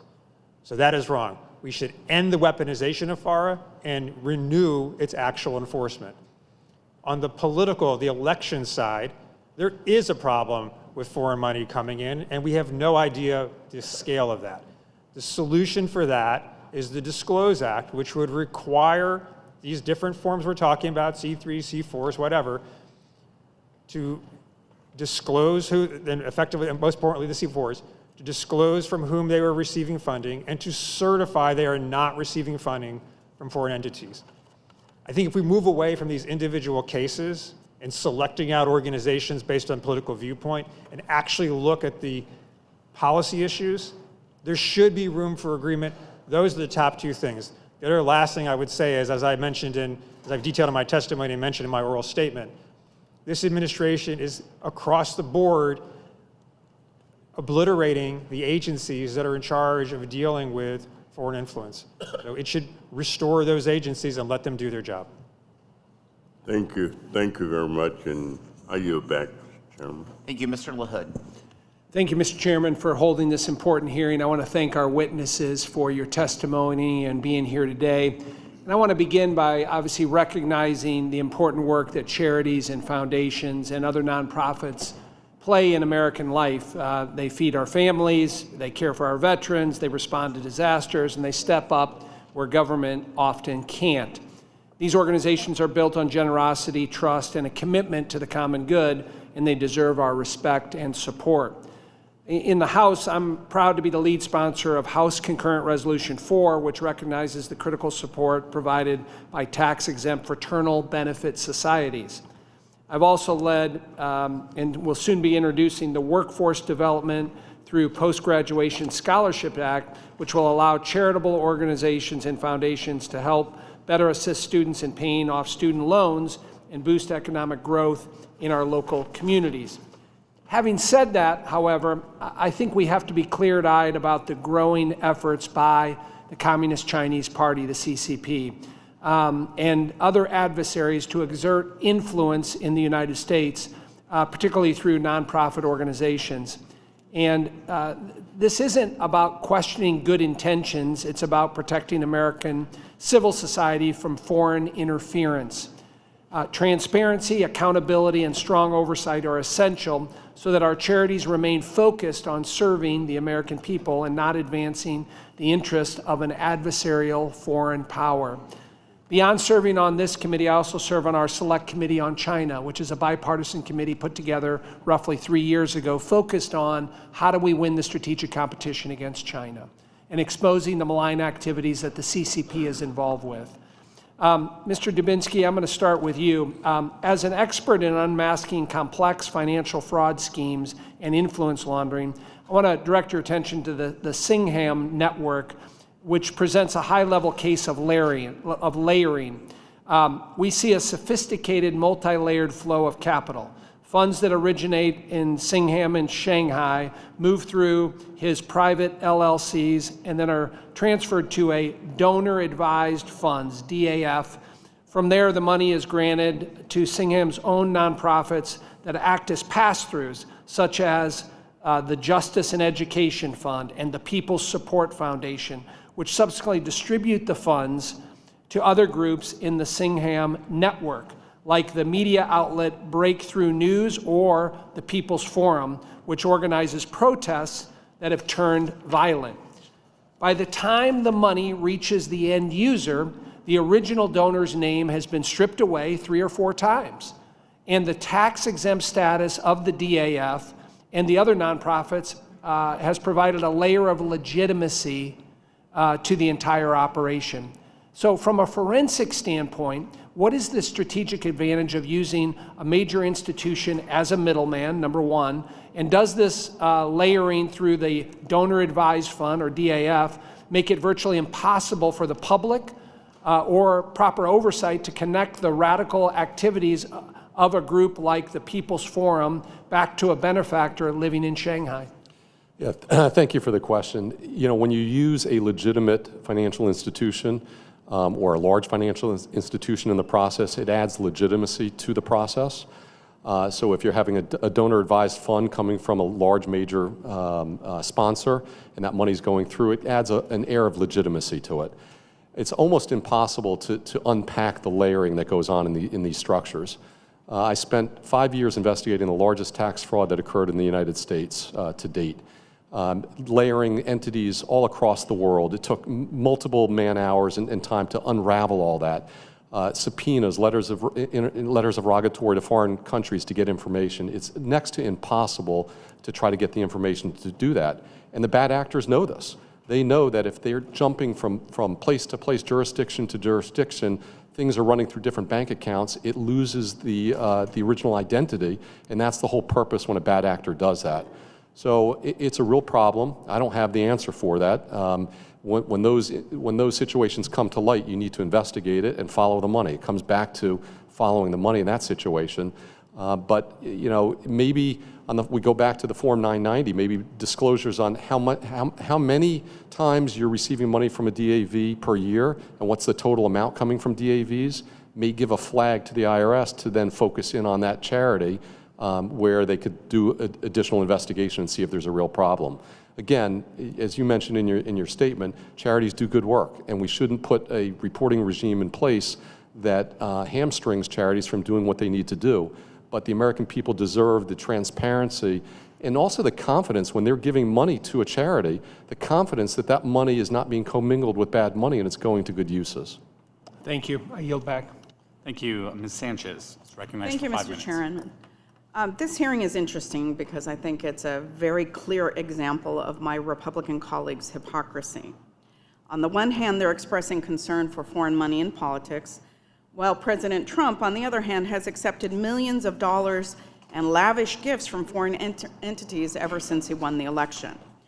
I agree that we should have stricter guidelines about foreign interference in our politics, but really, does the Republican Party have a leg to stand on here? Behind me, I have only just some of the many examples of foreign entities that contributed to President Trump's inauguration committee, a tax-exempt 501c4 organization. This includes Chinese-affiliated entities like Syngenta, which has been mentioned today, Goshen Incorporated, and TikTok, just to name a few. In fact, as has already been mentioned today, our chairman led a letter just last week citing concerns with the National Future Farmers of America's work with Syngenta. Our chairman forgot to check whether or not President Trump had money from the CCP-controlled Syngenta group as well. Not only has Trump taken foreign money, but he was also gifted a $400 million Qatari jet. Are we going to pretend that these donations don't have any bearing on politics? Even our chairman had concerns about that. Mr. Walter, you testified both today and in front of this committee in 2023 that we possess, I'm quoting you here, quote, "We possess near universal agreement that foreigners and foreign money should not meddle in our politics," end quote. And I agree with you on that. Clearly, however, our president has a different view. Some of these examples are from the same countries that you criticize left-wing groups from taking money from, but Trump is taking money from them in much larger amounts. And many of these groups are not affiliated in any way with the Democratic Party. Mr. Walter, would you consider President Trump's inauguration committee to be affiliated with the Republican Party? Yes. Yes. Okay. Thank you.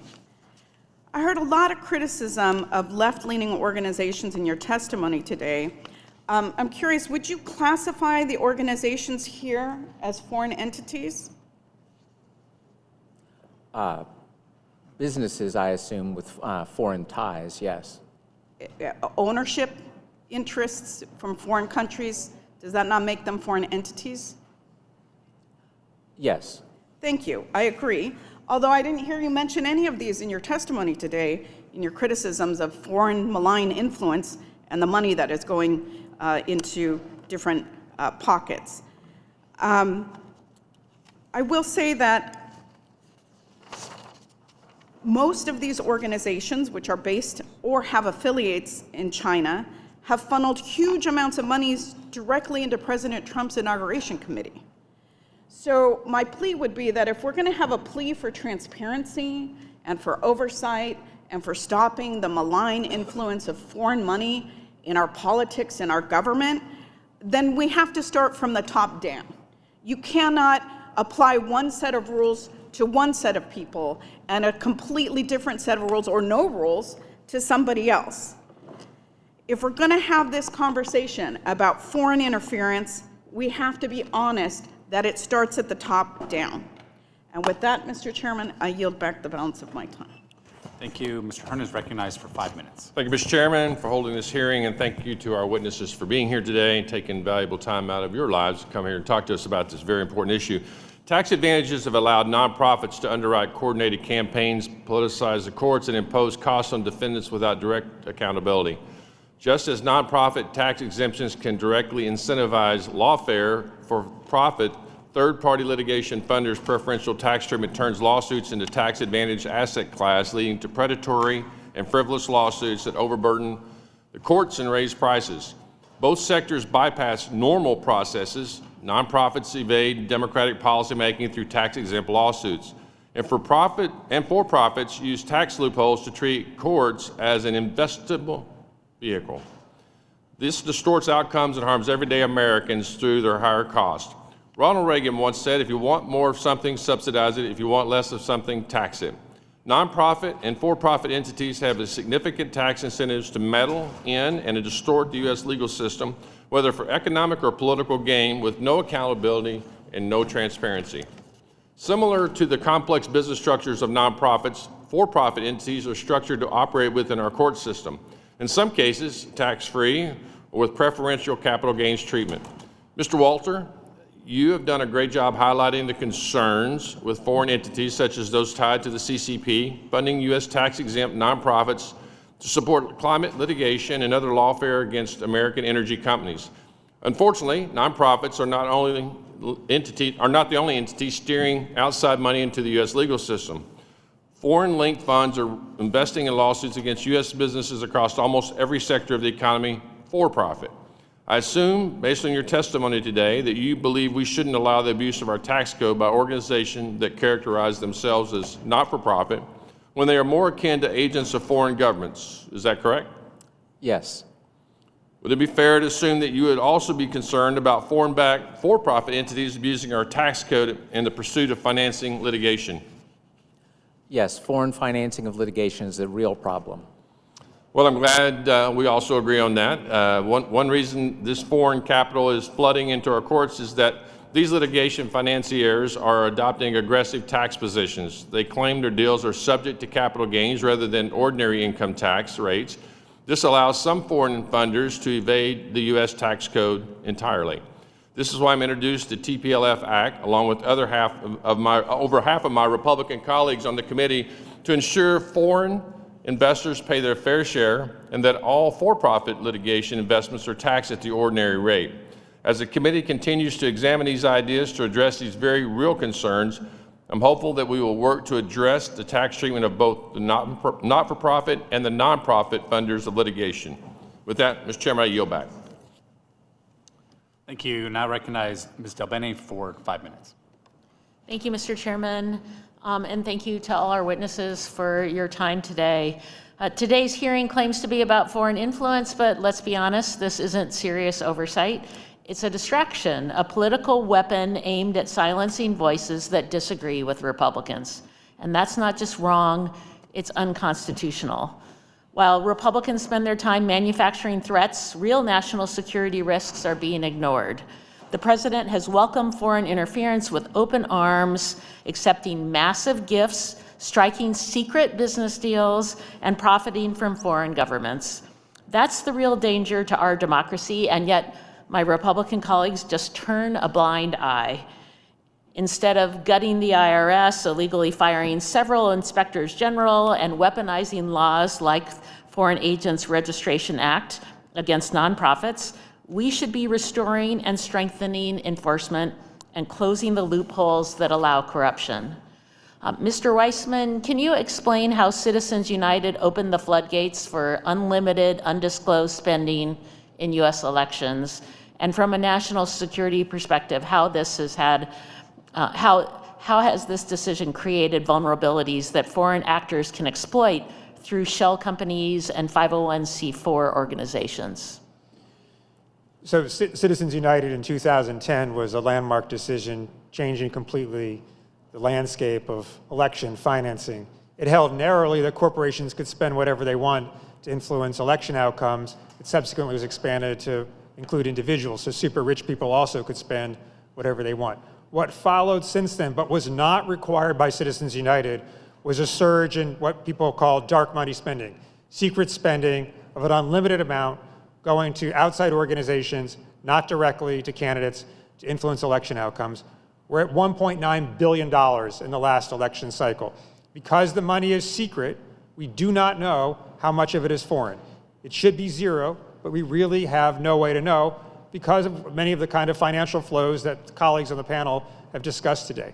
There is an easy solution to this without overturning Citizens United. By the way, the Congress should overturn Citizens United through a constitutional amendment. There's an easy solution, which is the Disclose Act, which would require disclosure of all secret spending and would end affirmatively all foreign financing of U.S. elections. Disclosure and transparency. Also in your testimony, it shows that the DOJ scaled back the Foreign Agents Registration Act, or FARA, enforcement, while simultaneously threatening to weaponize it against disfavored viewpoints. How does this selective approach undermine constitutional protections? And what does it say about the majority's priorities when they ignore foreign money flowing through dark channels, but fixate on silencing domestic critics? Well, I think there is a huge concern about the authoritarianism of this administration and its effort as part of a tapestry of authoritarian actions to clamp down and intimidate critics. In the early stage of the administration, Attorney General Bondi announced we are not going to be enforcing the Foreign Agent Registrations Act. I think, as I said, it is not unreasonable to wonder whether that's because she herself had been subjected to it and that FBI Director Kash Patel possibly should have been subjected to it but did not register under it. In any case, that was the announcement. Months later, we became a new announcement that it would be aggressively enforced in limited circumstances that are plainly designed to punish the president's political enemies. The document that established that, the National Security Presidential Memorandum 7, is extraordinary in its scope of defining who it's going to target, allegedly domestic terrorists, but really political enemies, people with so-called extreme ideologies around race, gender, or immigration, people who express so-called anti-Christian views. What are the predicates for enforcement? Trespass. This presidential memorandum would have labeled a terrorist Rosa Parks and Martin Luther King. And also in your testimony, you highlight that 501c4 dark money vehicles can be used to launder foreign funds into U.S. election affairs influence, as you referred to. What are the most common pathways by which foreign money enters through 501c4 organizations? It's very elaborate now, sort of channeling money between entities, between shell companies, limited liability companies, into the C4s, and then on to super PACs. The C4s themselves are spending less now than they did in the early days post-Citizens United, and really serving as vehicles to funnel money directly into the super PACs. But again, we really can't trace the money because we don't have disclosure. Totally solvable problem. We need disclosure, and Congress can do that. Thank you so much for your testimony. I yield back, Mr. Chairman. Thank you. I now recognize Mrs. Miller for 5 minutes. Thank you, Mr. Chairman, and thank you all for coming here today. Wow, I didn't know it would get to be quite like this, and I do think it is such an important issue that we all need to use logic and facts to solve. Ms. Sutherland, the Federal Election Campaign Act is clear. Foreign nationals cannot donate to American political campaigns. However, your research shows a massive gap in how this is enforced. Foreign nationals can donate to a 501c4 social welfare organization, which can then in turn around and fund a super PAC or other political entities. In this scenario, is the tax-exempt organization required to disclose the identity of the foreign donor? And what are the real-world consequences of this donor scrubbing on the integrity of our federal elections? Thank you for that question. You've identified an alarming loophole in which foreign nationals are prohibited from contributing to a super PAC directly, but they are able to make unlimited donations to the 501c4 that then turns around and donates to the super PAC. And we actually see this play out in real time with the 1630 Fund. They are simultaneously funded by Swiss billionaire Hans-Jörg Wyss and bankrolling super PACs. This happened in 18, the cycle, 2020, 2022, 2024, and it's going to happen again in 2026 if we don't stop this. And the problem is, if we've identified, is that there is no real requirement that a 501c4 on that Form 990 discloses anywhere that they are receiving foreign funds. This is a huge threat to foreign interference in our elections, and we must close this loophole. Wow. Taxpayer dollars should never go towards things like financing terrorism, supporting illegal activity, or causing major disruptions in Americans' everyday lives.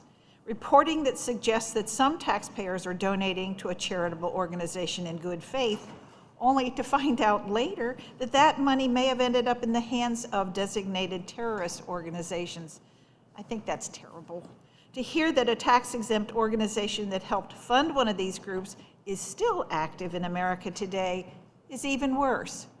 To any of you all, what should Congress do to ensure that the taxpayer dollars are not being funneled through tax-exempt organizations which support things like terrorism and illegal activities?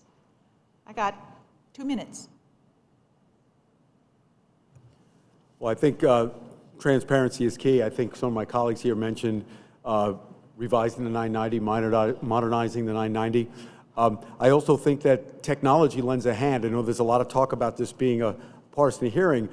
There's digital footprints that will deny that. This is a puzzle that's been designed by hostile enemies, hostile countries, and they basically have the digital footprint is proof. The narratives that they're funneling through here are very closely coordinated. You could hear where they're planting those narratives. They come through our nonprofits.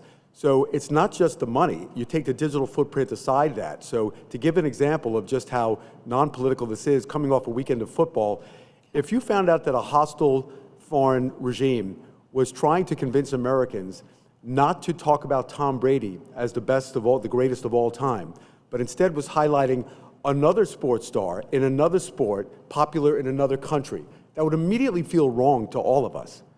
So that's what's happening, except take that same lens and apply it to our politics and our civil norms. So unless we could have a greater transparency, a systematic way of identifying that, I think the modernizing of the 990 is an excellent first step.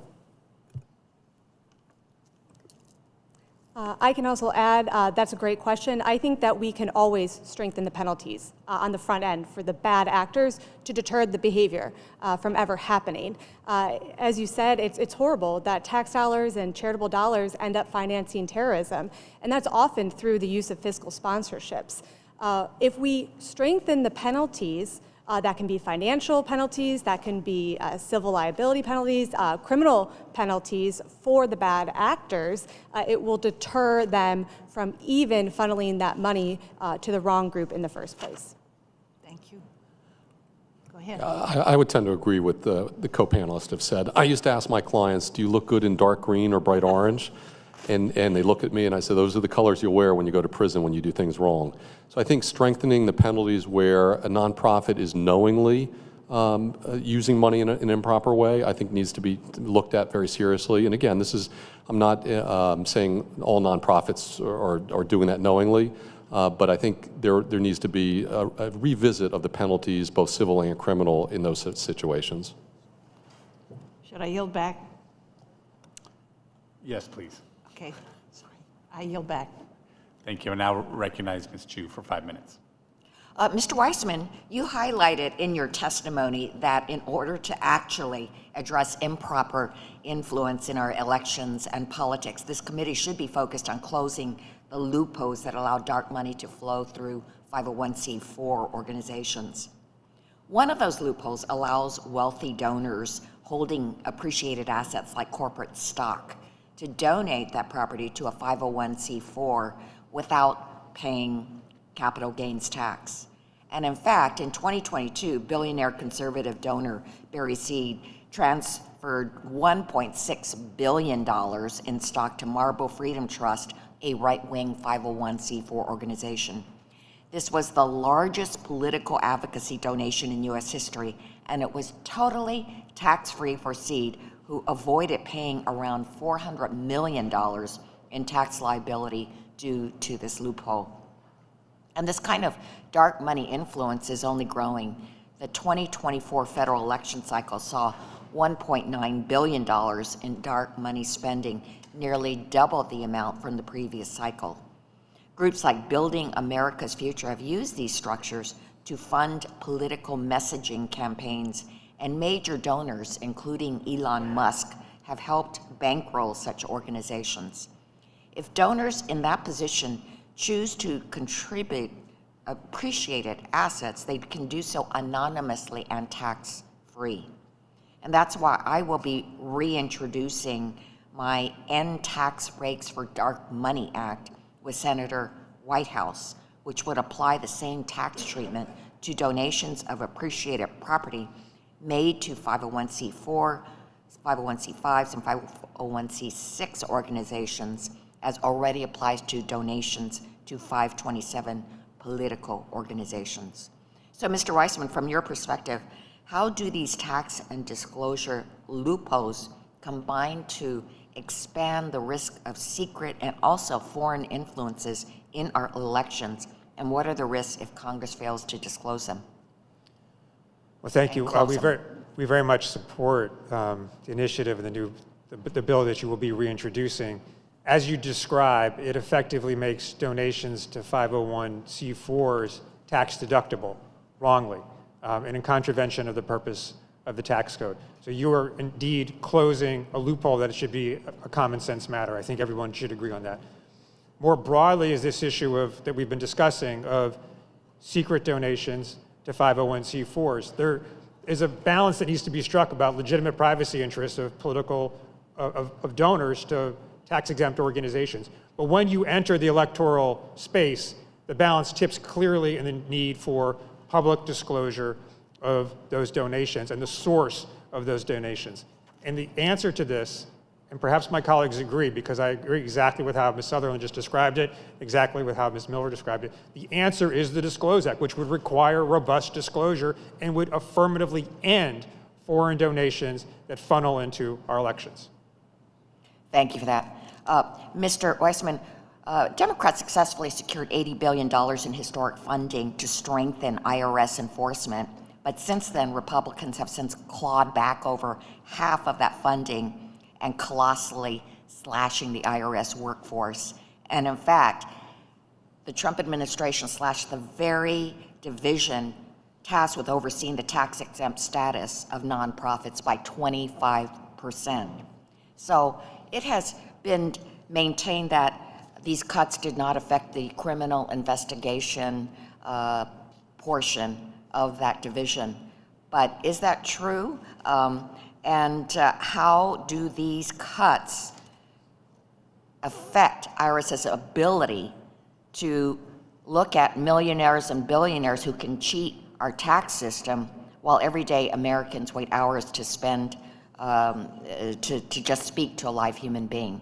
So how does this increase foreign influence? Yeah, well, I don't want to comment on Mr. Dubinsky's remarks. I think he was trying to make a nuanced point, but the main point is very clear. The IRS staff, not only has that money been clawed back, on top of that, IRS staffing in the last year has been cut by 25%. And as you say, also 25% within the tax-exempt division. So as regards the topic that we're talking about, that means there is less staffing available to do reviews of tax returns from nonprofits and to discover the problems that the panel is all discussing. So if we care about that, then the administration needs to restore that staffing. The other question you were saying is perhaps even more important, which is the reason that extra funding was supplied, as you know, was to do two things: to make the service more responsible to regular consumers, but also to empower them to investigate complex returns of high dollar and corporate tax cheats. That investment pays back about 5 or more times over. They've lost that money, lost that capacity. That means we're going to see more tax fraud, more tax cheating, more tax avoidance by the rich and large corporations, and the tax revenue of the United States will net go down by at least $200 billion over the next 10 years. Thank you. I yield back. Mr. Kustoff is recognized for 5 minutes.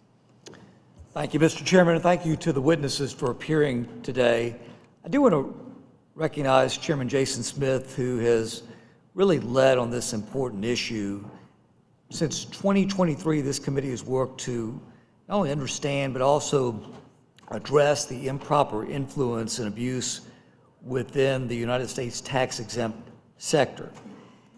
I don't think there's any doubt, and we've heard it from all of you, that right now that there are actors who are adversarial to the United States, who are exploiting weaknesses in our tax system to move money, to support causes that are nefarious, and even finance terrorism. And Mr. Walter, that's the one thing I want to talk to you on that last point, is financing terrorism. Can you talk about, through your experience and especially maybe since October the 7th of 2023, the attack on Israel by Hamas, what pattern or what trends you're seeing in terrorist groups and foreign actors and how they exploit the U.S. tax-exempt system? Thank you for the question. Probably the best thing would be possibly to enter into the record our report, Marching Towards Violence.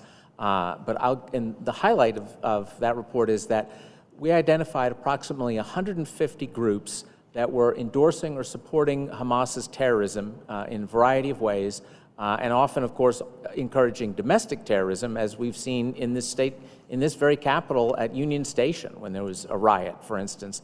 But the large majority of the groups that we identified did have connections to the American nonprofit sector. Many of them were precisely handled through fiscal sponsorships by places like Westpac. So this is a sprawling problem that deserves serious investigation given the gravity of the crimes that are involved. Thank you. And on that note, I've introduced a bill. The bill number is H.R. 6800. The bill would authorize the Treasury Department to revoke the tax-exempt status of any organization deemed to have provided material support or resources to a designated terrorist group. I do want to note that we proposed this bill in the last Congress after the October 7th, 2023 attack. And I do want to also note that it's got a strong legislative record because it was reported out of this committee with bipartisan support, and it's actually passed the House floor twice.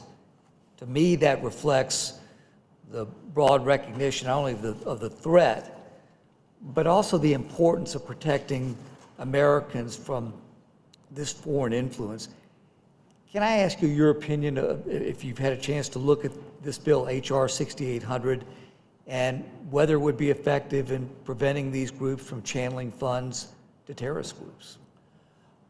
I think it's fair to say that it certainly would improve the current situation, and it's a sad fact that the attacks happened at this point almost 2 years ago, and yet we still have not done much in response. Thank you.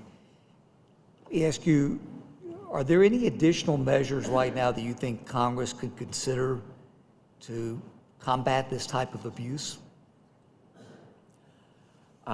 Well, I think a lot of the reforms that were already mentioned here, additional disclosure of foreign funding, additional disclosure of fiscal sponsorships, those are certainly part of it. Thank you. Thank you very much. Mr. Dubinsky, if I could with you, looking at Treasury and IRS, do you think there's any additional statutory authority that Congress can give to help the IRS and Treasury track foreign money through nonprofit networks? It's possible. Let me just backtrack 1 second. And the issue of the IRS, it's not just the staffing. You know, there's been talk today about the staffing was slashed. Years ago, I had a tax practice. When I computerized that practice, I was able to get rid of half my staff and do more tax returns out the door quicker. So I think the IRS needs to embrace technology, embrace AI. I think what this committee can do is charge the IRS with developing an AI system to go through this data, restructure the forms, as I said, use AI to work more efficiently, not just restore headcount, because headcount just doesn't mean that it's going to work efficiently. So I do take issue with some of the comments that have been made about that. As far as additional laws that could be put in place, I'd have to think more about that. Thank you very much. Thank you to the witnesses, and I'll yield back. Ms. Moore. Thank you so much, Mr. Chairman, and thank the panel for coming today to talk about this very important topic. I think one of the witnesses said that a through line of this hearing was that you all agreed that foreign money should be kept out of American politics. But if that were the topic of this hearing, I would be delighted to do that. But you have selectively chosen to focus the witnesses that I have before me to focus on those groups that somehow the Republican Party seems to disagree with. I was struck when I came in here, I had to look up the First Amendment to the Constitution to remind myself of the rights to which we're all entitled to. And it occurred to me that we are strategically dismantling democracy here. I heard you all complain mightily about freedom of speech here today, mightily about complaining about environmental groups that want us to eat less meat, and of course the Republican Party, which has been infamously denying climate change, all kind of groups that are funded to talk about the impact of fossil fuels on our environment is in the crosshairs of your studies and complaints here today. And I am just wondering, no free press, you talk about Code Pink, very irritating group to some people, but of course, they are protesting war, protesting aggressions, and they have a constitutional right to do that, whether we agree with them or not. Those safeguards are built into our Constitution, the First Amendment to the Constitution. And sir, I forget which one of you gentlemen talked about your teenage daughter being afraid for, she'll be just fine. America was built on teenage daughters standing up for justice and protesting in this country. Now, you guys want me to keep the main thing, and talk about what we're talking about here today, and not talk about CZ and the money laundering and the fact that 87% of Trump's stable coin is held by him and his pardon. You all don't want me to talk about that. So let's talk about another 501c3, Heritage Foundation. Mr. Weissman, the Heritage Foundation has received funding from many foreign corporations, to my knowledge. Some of the stuff we agree with and some that we don't. What is the impact of having, cherry picking through? How do we get to ending abuse of 501c3s if we're just going to cherry pick through them? Well, I appreciate your remarks, Ms. Moore, and the answer is, of course, that we can't. And what's worrisome is that there are legitimate and important policy issues here about which there may actually be some reasonable agreement on the panel, but the conversation is focused on viewpoint. And it's a problem when that is happening on the panel. It's a problem when the committee is focusing on viewpoint rather than on the broad issues. But it's the most severe problem when the President of the United States is threatening organizations based on their viewpoint, as he has done. And by the way, Mr. Weissman, can the President do an executive order and really eliminate our ability of 501c3s to lose their tax-exempt status? Well, he should not be able to do that, but if he orders the IRS to selectively persecute and prosecute organizations, I assume that they're going to do it, and I am deeply worried about that. I'm deeply worried about it from the perspective of our constitutional structure. I just want to recall, I'm surprised that I see we got one of the Selma sisters here today. She was born in Selma, Alabama, and my time is about to expire. I'm going to ask her to recall, if she can. She's a very young person, but I recall Alabama, her home state, trying to ban the NAACP, getting them to lose their 501c3 because they have consistently, since its inception, the NAACP, a respected organization, has fought for civil rights, fought against discrimination in education, in housing, and it's a revered organization that deserves its 501c3 status. I'm sorry, Mr. Chairman, my time has expired. I thank all of you, all of our witnesses. Mr. Fitzpatrick. Thank you, Chairman Smith, for yielding and for holding this hearing today. Tax-exempt nonprofits who are acting as fiscal sponsors of groups interfering with our elections and institutions, harboring terrorist sympathizers, and fueling anti-Semitism must be investigated and held accountable. The House of Representatives has long maintained a transparency standard. To receive press credentials in this institution, a news organization, even a nonprofit, must demonstrate that it is operated independently of any government, institution, or lobbying group. The goal of this policy is simple: to ensure that those with special access to this building are not merely fronts for hidden or corrupted interests. We see a starkly different standard for the nonprofit sector at large. An organization can spend millions of dollars to influence the outcome of an election while being managed by individuals who may have undisclosed ties to foreign entities or foreign governments. Ms. Sutherland, we'll start with you.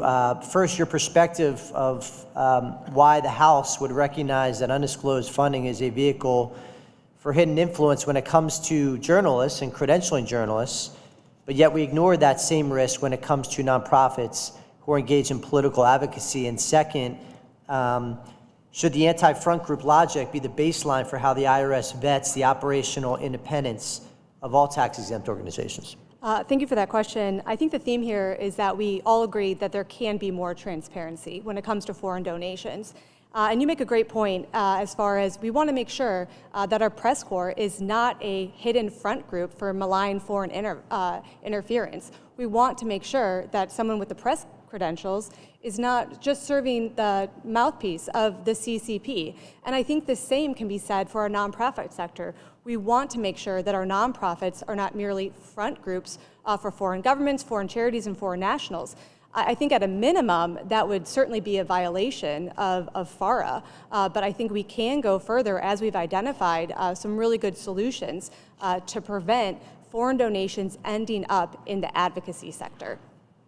Thank you. I now want to move on to discuss the role of social media efforts to spread malign influence by foreign actors. Mr. Soon, your organization, NCRI, has been able to map how Russian troll farms and bot networks don't just post content, they actually game out social media algorithms to manufacture a false sense of viral consensus around a topic or an entity or an individual.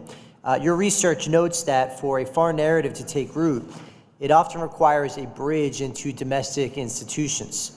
We are increasingly seeing evidence of foreign state actors, including Russian proxies, using U.S. tax-exempt organizations to fund so-called digital advocacy that mirrors our own geopolitical goals. Mr. Soon, from a data science perspective, can you share with us how foreign-funded nonprofits serve as laundering mechanisms specifically for the Russian-style bot operations? Thank you. Well, we see this over and over again. Groups like Code Pink or the Answer Coalition are key examples where they show up repeatedly in records from the Iranian state media as top U.S. contacts, and that's not a coincidence. That's an ongoing relationship. They travel to Iran, they meet with regime officials, they come back, and then they run digital campaigns promoting across social media that Americans need to lift sanctions and stand down. Every time they do it, they get more funding, they get more media, and more amplification online.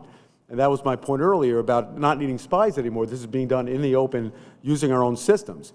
And Americans need to recognize that when they see these protests that happen in a matter of hours, mentioned Selma and other really important moments in American history, it takes days, weeks, months for people to figure out how to get 100,000 people into a certain area, or even 500 people in some cases. But here with social media, when you have these nonprofits that are doing the bidding of a foreign regime, they could be galvanized in a matter of hours to show up at a location, and that overwhelms emergency services. Emergency services are not designed to respond to that type of a galvanizing of protesters. They expect protests to grow organically and slowly over the course of a day, not have 10,000 people show up somewhere with just a touch of a button through a few social media accounts. So when you think about the national security threat, imagine a foreign hostile regime was planning an attack somewhere in the United States. These nonprofits that are doing the bidding unwittingly, a day like where there might be an attack, will deploy all of these groups where we'll be blocking bridges, blocking hospitals, blocking critical infrastructure, and then if an attack would happen, it would be a different type of a threat that this country hasn't seen before. So I do think it's important that we look past the politics and recognize that this is a digital a laundering operation that can galvanize at a scale that we've never seen before Americans to show up and put themselves and others in harm's way unwittingly. Thank you all for your testimony today. I yield back. Thank you, Mr. Arrington. Thank you, Mr. Chairman, Ranking Member Moore, and our panelists. The lack of transparency surrounding these nonprofits, specifically 501c4s, and their foreign nationals' ability to indirectly influence elections is disconcerting, to say the least. Mr. Walter, just a yes or no question. Are FEC-regulated PACs and super PACs required to disclose their direct donations and the donors? Yes. Mr. Sohn, yes or no, can foreign nationals directly donate to PACs and super PACs? I'm not as familiar with that topic, given my expertise and why I'm here. But Anyone want to take that question? Ms. Sutherland. No, foreign nationals are prohibited from directly or indirectly contributing to candidates, PACs, super PACs. Okay, so U.S. citizens can, they disclose. Foreign nationals can't, period. Now, Ms. Sutherland, we'll just stay with you. You seem to have the answers here.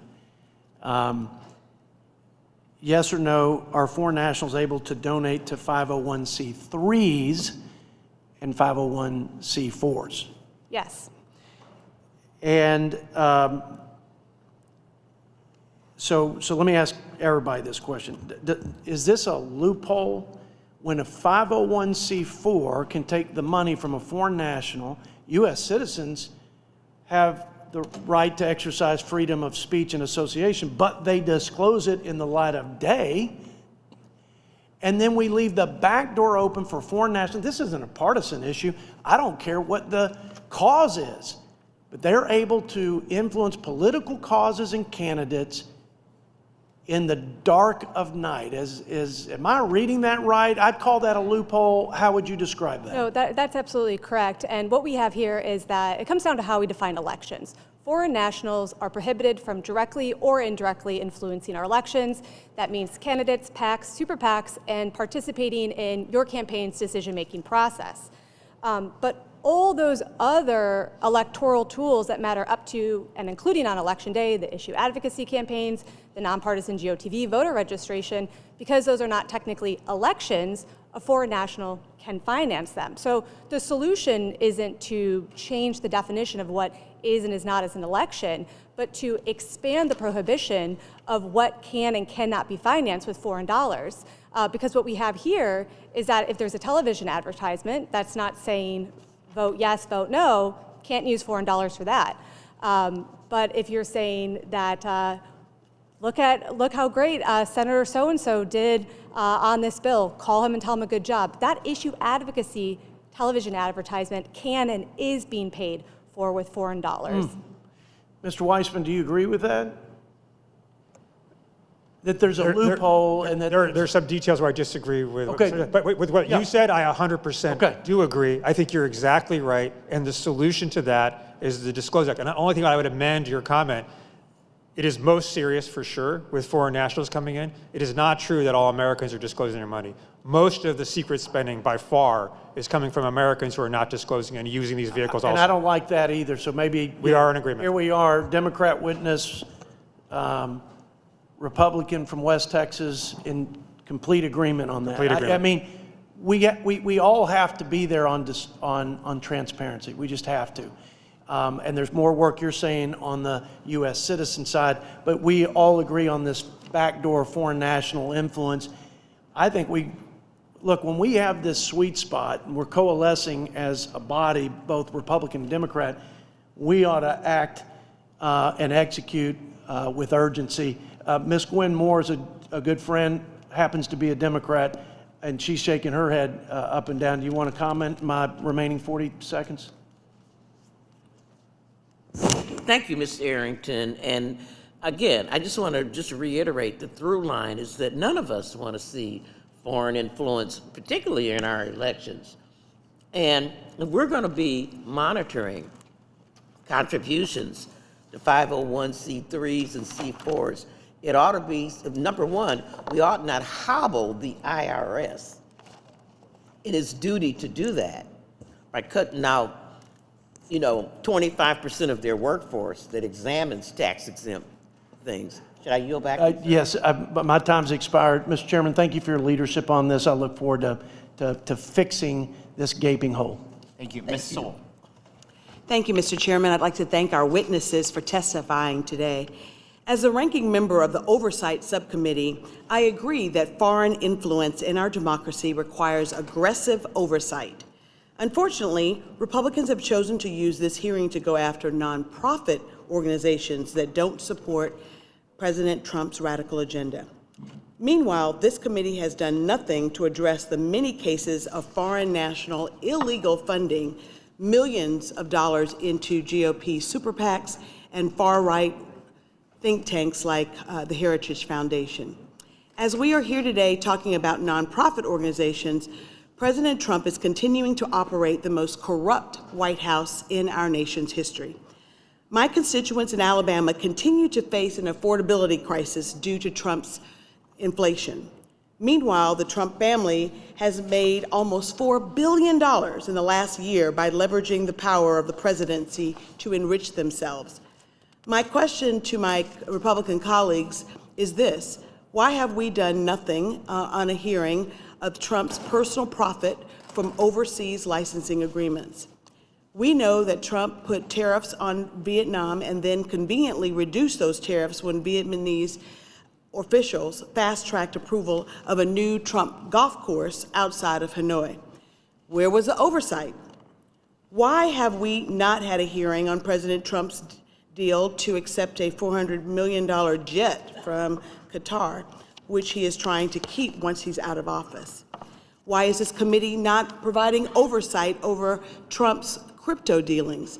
It has been widely reported that President Trump and his business partners have set up a crypto scheme that allows foreigners to buy the Trump family's crypto coins in order to influence federal policy.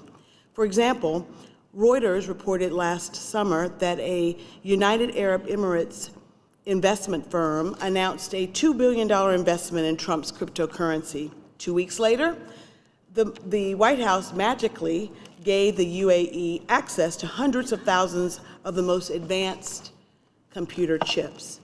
President Trump has proven time and time again that he will prioritize his own wealth over the interests of the United States and the American people.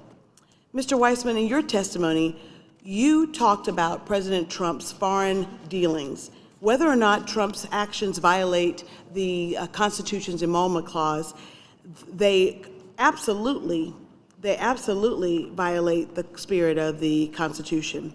What reforms should Congress consider to ensure that no future executive uses the office of the president to personally make billions of dollars, while poor constituents in rural communities like mine are literally barely able to afford food and medicine? Thank you for your question. I think it's important to underscore what you said. The enrichment, the self-enrichment is unseemly. That's not the biggest issue. The biggest issue is foreign governments and domestic corporations are spending money to influence the president. Again, we don't have to conjure some indirect process in a magical mystery of conspiracy. It's happening in front of our eyes. They're making direct payments, and there's every reason to think that identifiable decisions are going the other way because foreign governments have channeled money to the president and his family. Yeah, our oversight duties, we are accountable to the American people, and we should be having oversight hearings about just this foreign influence by our president. For any of the witnesses, how about you, Mr. Walter? This question is to all of you, but according to your testimony today, you all have said that taking foreign influence in our democracy is very serious. Therefore, I am giving you the opportunity right now to condemn President Trump's willingness to accept funds from foreign interests. Will any of you go on the record and condemn any of the actions that I have just mentioned? Any of you? Mr. Walter. I'm sorry, but I can't say that I have studied those, and I didn't understand that this hearing was going to involve inaugural committee contributions rather than nonprofit Ms. Sutherland. work. Thank you for that question. Same answer. I've been prepped to talk about foreign influence in the nonprofit sector. Mr. Son. I think there's some hope to what you're saying in the sense that this Congress and the executive branch work together to rid TikTok of exercising foreign influence. My organization actually identified, it is in the DOJ documents, our organization is identifying manipulation. I take that as a no. Our last witness, or next to the last witness. Look, I'm a forensic accountant. I'm not a politician. And from the standpoint of both cleaning it up on both sides, I think the American people want to see things cleaned up on both sides of the aisle. Mr. Weissman. Yes, of course, I do condemn that, and I think it's a strange thing to say you're an expert on foreign influence channeled through a particular means when your underlying concern is foreign influence. And we're seeing the most blatant in American history foreign influence exercised right in front over of our our government. eyes. With that, Mr. Chairman, I just wanted, or Ms. Chairman, I wanted to just reiterate how important our oversight responsibilities are, and I look forward to working with all of you in making sure that we bring this to light. Thank you. The gentleman from Florida, Mr. Stubbe, is now recognized for 5 minutes. Thank you, Madam Chairman. Mr. Dubinsky, in your opening testimony, you stated that the transparency deficit in our current system is being fueled by the growing use of donor-advised funds, which effectively strip the identity of the original donor away before the money reaches the recipient. You describe these anonymous grants and fiscal sponsorships as vulnerabilities that allow money to flow with almost no public visibility. Most importantly, you shared your professional judgment that a practical and cost-effective remedy would be to modernize Form 990 with standardized questions to generate structured data for the IRS. Mr. Dubinsky, based on your 40 years of unmasking the labyrinth of shell companies and offshore schemes, how would this shift to structured data allow investigators to use AI to flag foreign influence in a way that current paper-based honor system cannot? Very easily. The use of AI looks at both structured and unstructured data. It can look at typologies. It can look at the footprint. It can look at a vast amount of information very quickly across a universe of information. The human just simply can't do that. When we launch an investigation, it takes a lot of manpower to lay eyes on documents and start tracing things. Properly developed AI systems can make that, cut that way down. So that's why I said it's not a matter of the headcount at the IRS, it's a matter of working smarter, more efficiently, using technology as your friend. How common is donor-advised fund to donor-advised fund or multi-intermediary routing, and does that materially frustrate oversight? It does, because once the money goes into a donor-advised fund, it can sit there for several years till a request for a grant is made. And the request comes in, the donor-advised fund will either honor it or not, but most of the time they'll honor it. It goes to another DAV, it could. And so it's layering and masks the identity over many years. So trying to trace that becomes very difficult. And in the donor-advised fund context, where does screening actually fail most often? Donor source, sponsor intake, downstream grantee, or what's the consequence when it fails? I think on the donor intake mainly, because if it's like the AML laundering. If you only know the first layer in it and you don't know who's behind the layer, that's all you can look at. So if the donor looks legitimate, but you don't know where that donor got the money, that becomes an issue. Right. Mr. Walter, what about donor-advised funds make them attractive to influence campaigns, insulation, anonymity, plausibility, deniability? What would you say? Well, of course, all of those things. I mean, again, donor-advised funds were created to help encourage good charity in America, but they are easily abused by bad actors. So this is like a structural vulnerability in our charitable system. Would you agree with that? It is, yes. Ms. Sutherland, how often are DAFs used as a cutout to fund policy fights in ways that prevent the public from connecting the founder to the outcome? Thank you for that question. I think that it can happen quite frequently. In fact, just last night, Gabe Kaminsky of the Free Press published an article identifying how almost $40 million was funneled through a DAF and ended up into a 501c4 that ended up supporting Kamala Harris's campaign.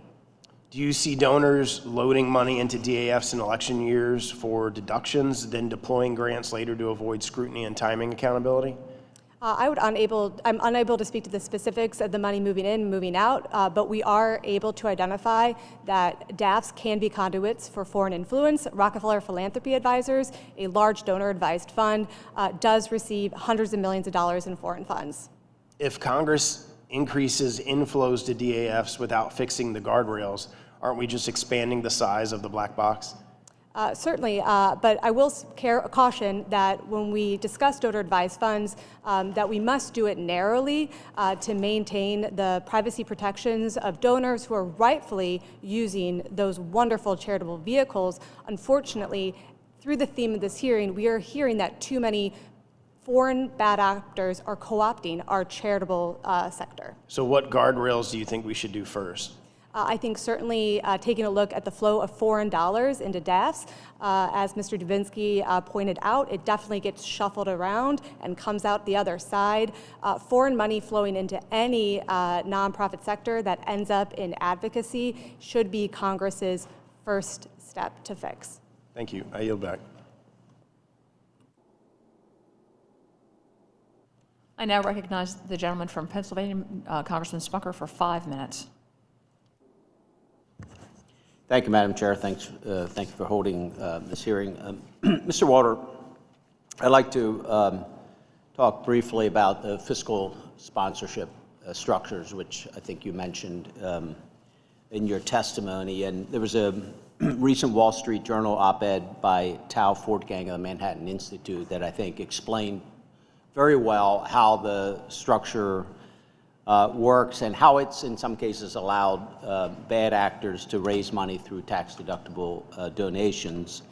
And I think I want to say, and I want to see if you agree, they are often used for legitimate purposes to help new nonprofits sort of get off the ground, if you will. But it also can allow a non-exempt entity to maintain limited public disclosure, which is really what I'm working to get at with the bill I'm working on. So do you agree with that assessment? Yes, Congressman. Yeah, based on your research, is there an example for those listening that you could point to that would exemplify that gap in transparency?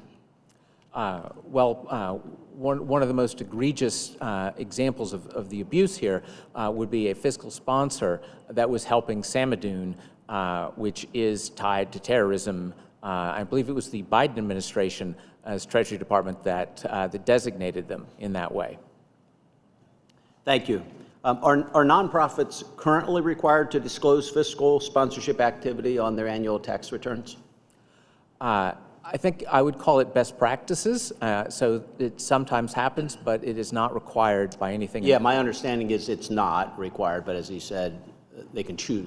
Folks can obviously choose to do that.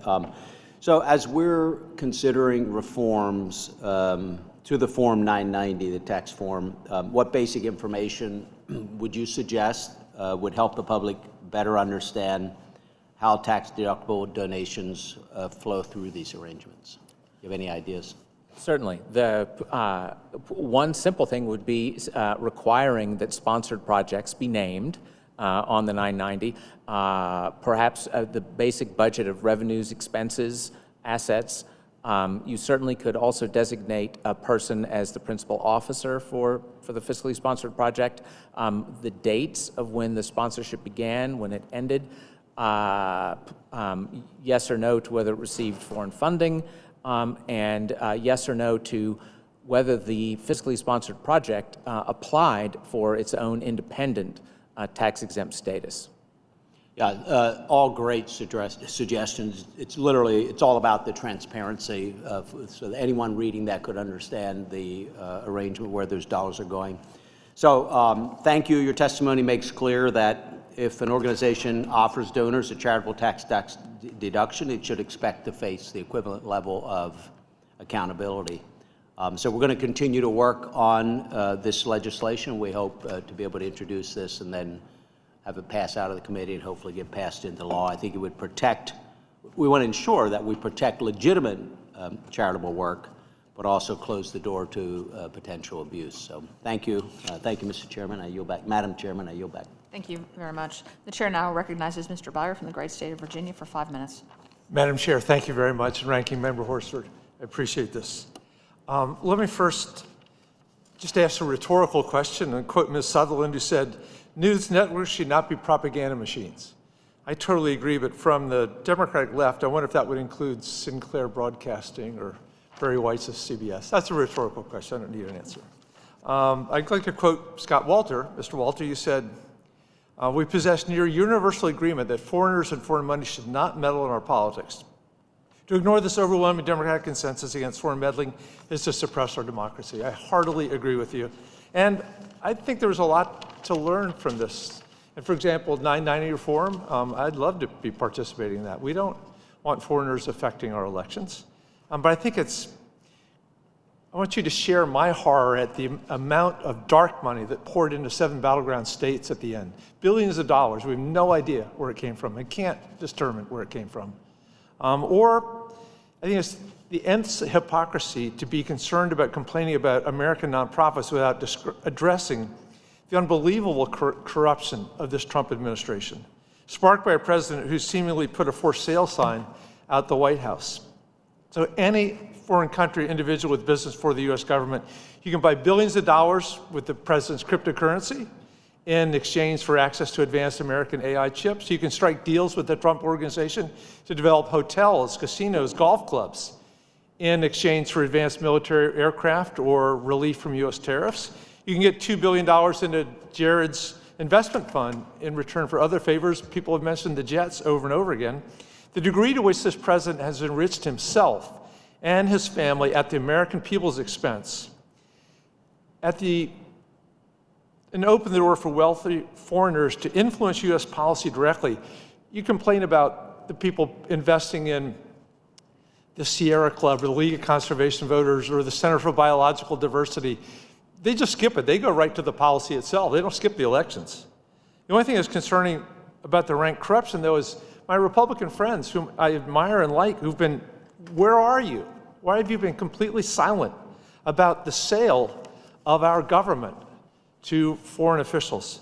Mr. Weissman, you talk about how this administration has worked to undermine our laws. Have you ever seen anything in American history, Democratic or Republican presidents like this? No. What do we do? What's the cumulative effect of the attacks on the IRS, firing all the inspector generals, the DOJ public integrity, not enforcing FARA?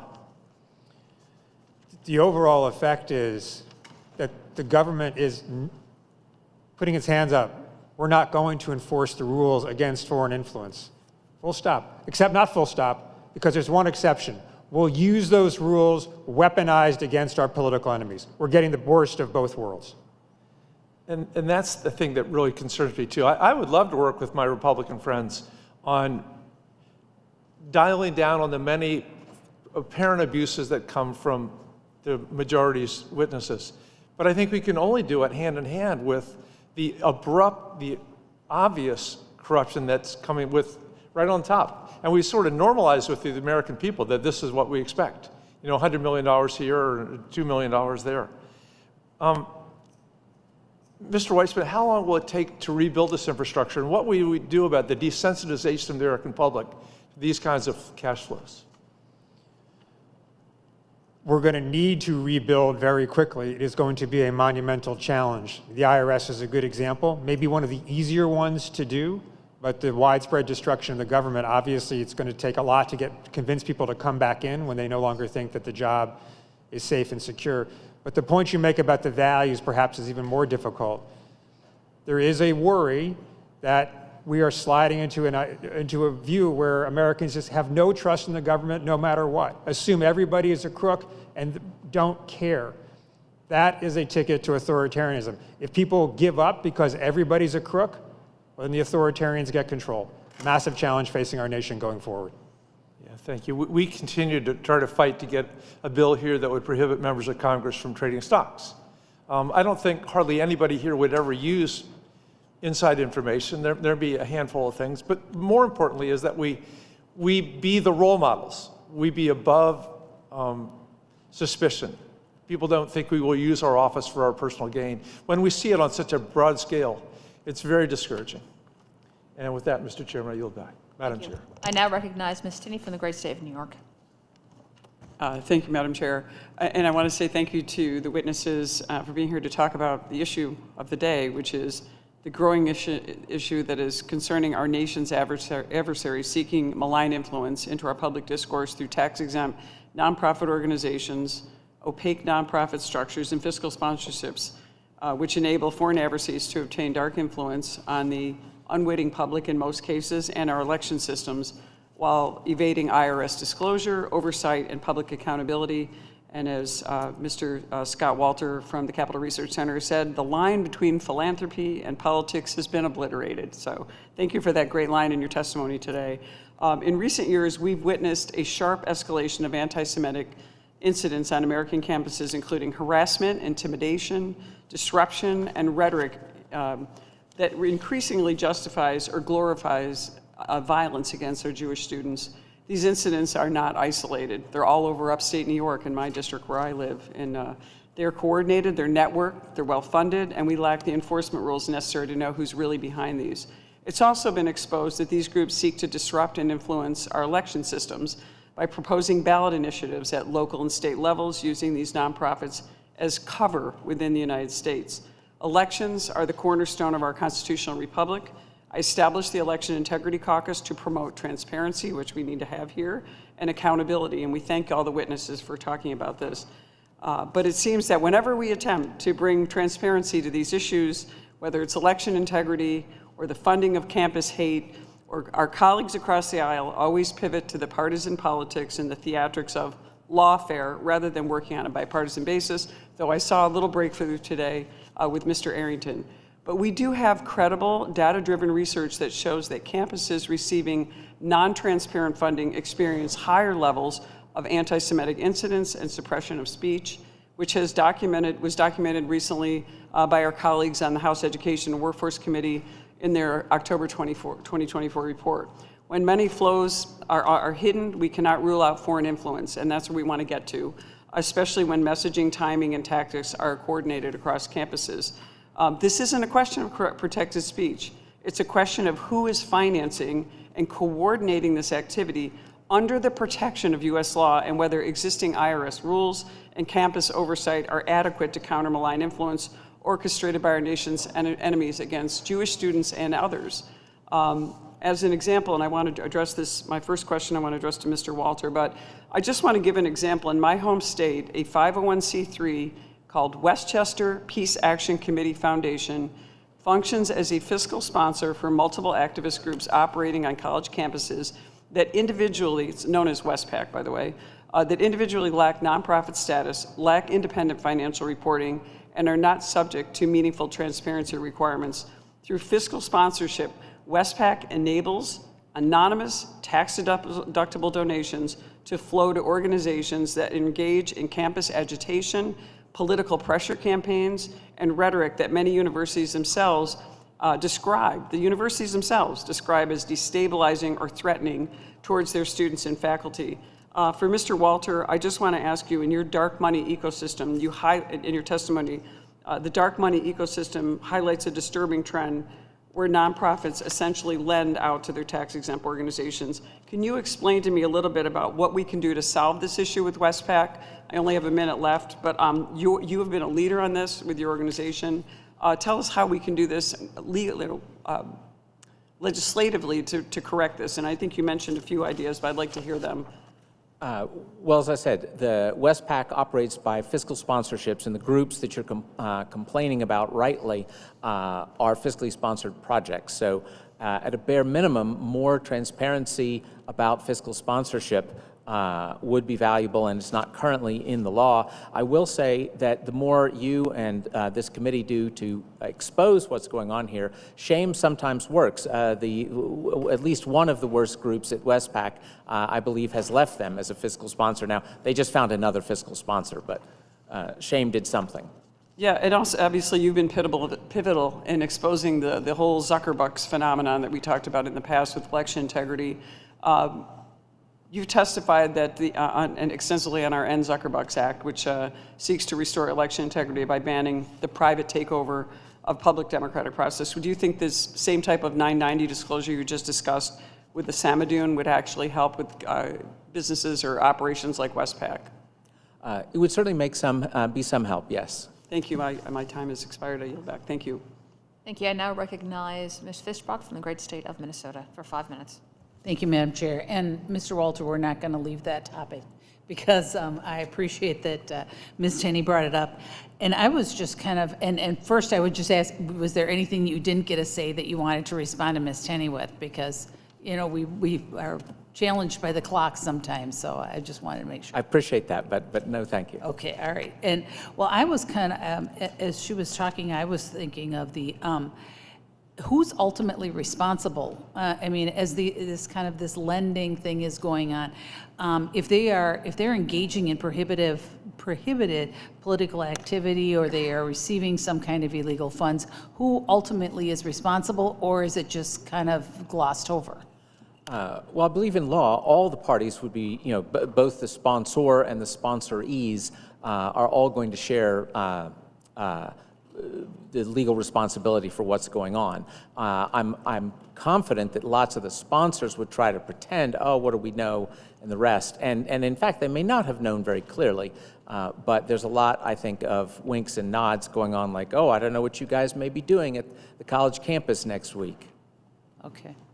Well, thank you very much. And do you feel like it is, I mean, you didn't speak about any specific cases, but do you feel like that the prevalence is just wink nod, oh, we don't know what you're doing? I mean, there's nothing being prosecuted, there's none of the transparency is there, so we really can't get at it. Would that be a correct statement?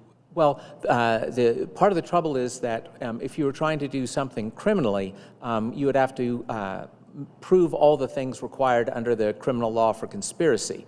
And one of the things is actually knowing clearly what's going to happen. And obviously, I suspect some of the bad actors are very careful not to know what's going to happen. So being able to just eliminate that kind of relationship would be far more effective than... Well, certainly exposing it. Now, again, in the case of groups that we know, if a group is constantly organizing demonstrations that get wildly out of hand and become illegal, I think it would be reasonable for there to be serious investigations to see who knew what when. Thank you very much. And I would like to just shift just a little bit on the 990s. I know there's been a lot of discussion about them, so if there's someone who wants to jump in. But my concern was the nonprofits, obviously the 990s do not do what they need to be doing, but they don't require organizations who are involved in immigrant resettlement to report the number of individuals they assist, particularly when those activities occur through fiscal sponsorship. And so I'm wondering, would that be a legitimate kind of, I think it would be very transparent and very helpful to have that on the 990s. So is anybody, you know, providing that oversight, or I know that there's been some discussion. I'm kind of throwing it out there. There's not a specific question, but I'm kind of throwing it out there if anyone else has any thoughts on it.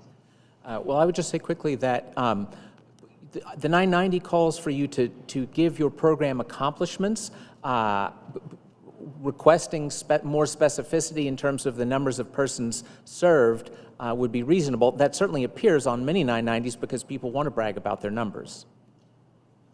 I'd like to build on that. So we at the NCRI, we look at what an organization says it does in its mission, and then we also do digital mapping to see what they're actually doing in the real world. So let's take the example of CARE California again, where they received an enormous amount of money, I think it was $7 million, to provide this Afghan refugee immigration service to help them resettle. So once we've identified that they had been promoting their immigration services quite robustly, and then they get the money from the taxpayers. As soon as they got the money, we did a digital mapping to try to figure out, are they promoting these services more now that they received all this money? And when we looked at their website, their social media, they dropped their promotion of those services by more than 50%. So if you just received millions of dollars from the American taxpayer to provide services for immigration, why did you drop your marketing of those services by more than 50%? So what you say and what you do are two different things, and that's not the IRS's role, really. I mean, they're looking at tax compliance. So to be able to identify narrative analysis, to be able to do digital mapping, I don't know where that falls within the federal government. So I do think there needs to be some infrastructure that's either additive to the IRS or somewhere else in the federal government to identify that. Again, this shouldn't be political because there are digital footprints attached to all of this. Thank you. Thank you very much. And it looks like I have 4 seconds left, so I'm yielding all that back. Thank you. The chair now recognizes Mr. Panetta from the state of California for 5 minutes. Thank you, Madam Chair. Gentleman, lady, thank you very much. And Mr. Walter, I'm sorry you're leaving. No, I'm kidding. Go ahead. Go ahead. Even though you were late, but that's a whole nother issue. No, look, I'm not going to ask any questions. I just got a couple of statements to make, to be frank. And coming into this, I wasn't too excited for this hearing. I think there's other areas that we can be working on. However, listening to all of your testimony on all sides of this, you guys have been very impressive. And I really appreciate your expertise quite a bit. And I think what you are talking about is important. In all areas, though, obviously not just in nonprofits, in our White House, in our elections, in all areas, we have to keep out foreign influence. So I guess the one piece of advice I would say to all of you who are experts, I would say, is I think you sense the frustration from our side of the aisle about the potential for hypocrisy, and that you're so good on one area, especially when it keeps out foreign influence, the least you could do is provide an opinion on other areas as well, rather than just kind of put up a shield and say, I'm not an expert, I can talk about it, because I think it kind of dings your credibility a little bit. That's all. And you guys got a lot to talk about, and but like I said, I don't think you guys have a lot of credibility. Maintain that credibility by being not being afraid to talk about foreign influence in other areas of our government as well, is what I'd recommend. Now, speaking of credibility, I want to get back to this letter that was mentioned earlier, and you guys may know about it or not, in regards to dated February 3rd by Chairman Smith, by David Schweikert, Subcommittee Chair, and Tracy Mann, who is the co-chair of the Future Farmers of America Caucus, the FFA caucus here in Congress. I am the other co-chair of that caucus, and I can tell you I was deeply disappointed in Representative Mann that he represented that this was from the FFA caucus. Let me be clear. This letter was not from the FFA caucus. This letter, no member of the FFA caucus besides Tracy reviewed this letter. No vote was held on this letter. No meeting was held on this letter. No members were asked to sign this letter except Tracy Mann. So as the other co-chair and co-founder of the FFA caucus, I can tell you that the FFA caucus has nothing to do with this letter. It has everything to do with Tracy and Jason and David, which is fine. I get that. But do not represent that the FFA caucus is supportive of this letter. Because, like I said, this is about credibility. And it's about making sure that when we delve into issues like this, important issues like this, any sort of foreign influence, that it's done properly. You guys understand this, and I would hope that my colleague, Representative Mann, understands this as well. I've talked to him about this. He understands my disappointment, because the last thing we want to do is take away from the good work that, not just that we do on the FFA caucus, but the excellent work that the FFA does of raising our future leaders in agriculture there throughout the country. I think we see that when the Blue Jackets come here throughout the year, storm the Hill, and talk to us about how they are growing. When we talk to our FFA members in our districts and understand the importance that they will have to the future of agriculture, which is taking a big hit right now, and the least that we can do is support those young men and women and try not to get them wrapped up in our politics, to be frank. And unfortunately, I believe that's what this letter did. And unfortunately, I think it tainted the FFA caucus. That being said, Tracy and I are good friends. We're good colleagues. We will move forward on this because we understand our priorities. And our priorities are making sure that we continue to support the Blue Jackets, continuing to support the FFA, and continue to support the congressional relationship with the FFA. Now that Mr. Walter has returned, I will yield back my time. Thank you. Thank you very much. The chair now recognizes herself, Congressman Van Dyne from the great state of Texas, for 5 minutes. Mr. Weissman, as co-president of Public Citizen, you have long positioned yourself as a leading voice against dark money and foreign influence in American democracy. Yet your testimony today has been nothing more than a hit job on President Trump. I don't like it when Democrats attack Republican witnesses. I don't like it when Republicans attack Democrat witnesses. but you've brought this on yourself, not only with your testimony, but also with your responses to questions. Instead of confronting how foreign actors linked to the Chinese Communist Party, Iran, Qatar, and other adversarial regimes have exploited tax-exempt organizations to influence American politics, support terrorism, fuel anti-Semitism, and sow division within our country, your remarks have focused on attacking President Trump while giving a pass to networks that amplify foreign malign influence on the left. We have documented cases, you've heard it today, of CCP-connected funding flowing through Neville Roy Singham to groups like Code Pink, the People's Forum, and others that have organized anti-ICE riots, campus disruptions, and protests that stroke anti-Semitism and undermine law enforcement. We see Qatari and Iranian-linked money propping up narratives that divide Americans and target Jewish communities. These are not abstract concerns. They endanger lives, they erode national security, and they destabilize our democracy from within.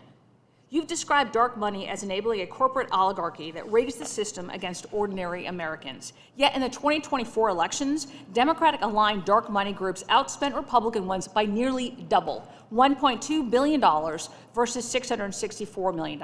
Why hasn't Public Citizen highlighted this disparity or called out Democrats for benefiting the most from the post-Citizens Unite landscape? Public Citizen has led campaigns against dark money from groups like Americans for Prosperity. What about Democratic counterparts like Majority Forward, which funded $136 million into Senate races while tied to Senate Democratic leadership? Has Public Citizen ever investigated or criticized such groups for their undisclosed spending? You've testified before Congress about the dangers of undisclosed political spending, and yet how do you reconcile that groups like Forward Future USA Action, which raised $613 million in 2024, mostly from 10 massive anonymous donations, funneled hundreds of millions to support Kamala Harris and attack Donald Trump? Isn't this the same chokehold on democracy that you decry from other corporate sources? As a longtime advocate for disclosure laws like the Disclose Act, why hasn't Public Citizen addressed major liberal dark money hubs like the 1630 Fund, which distributed over $400 million in 2020 to anti-Trump efforts and Democratic causes, and continued funding influencers and ballot measures with undisclosed donors in later cycles? You've warned about foreign-linked dark money corrupting U.S. elections.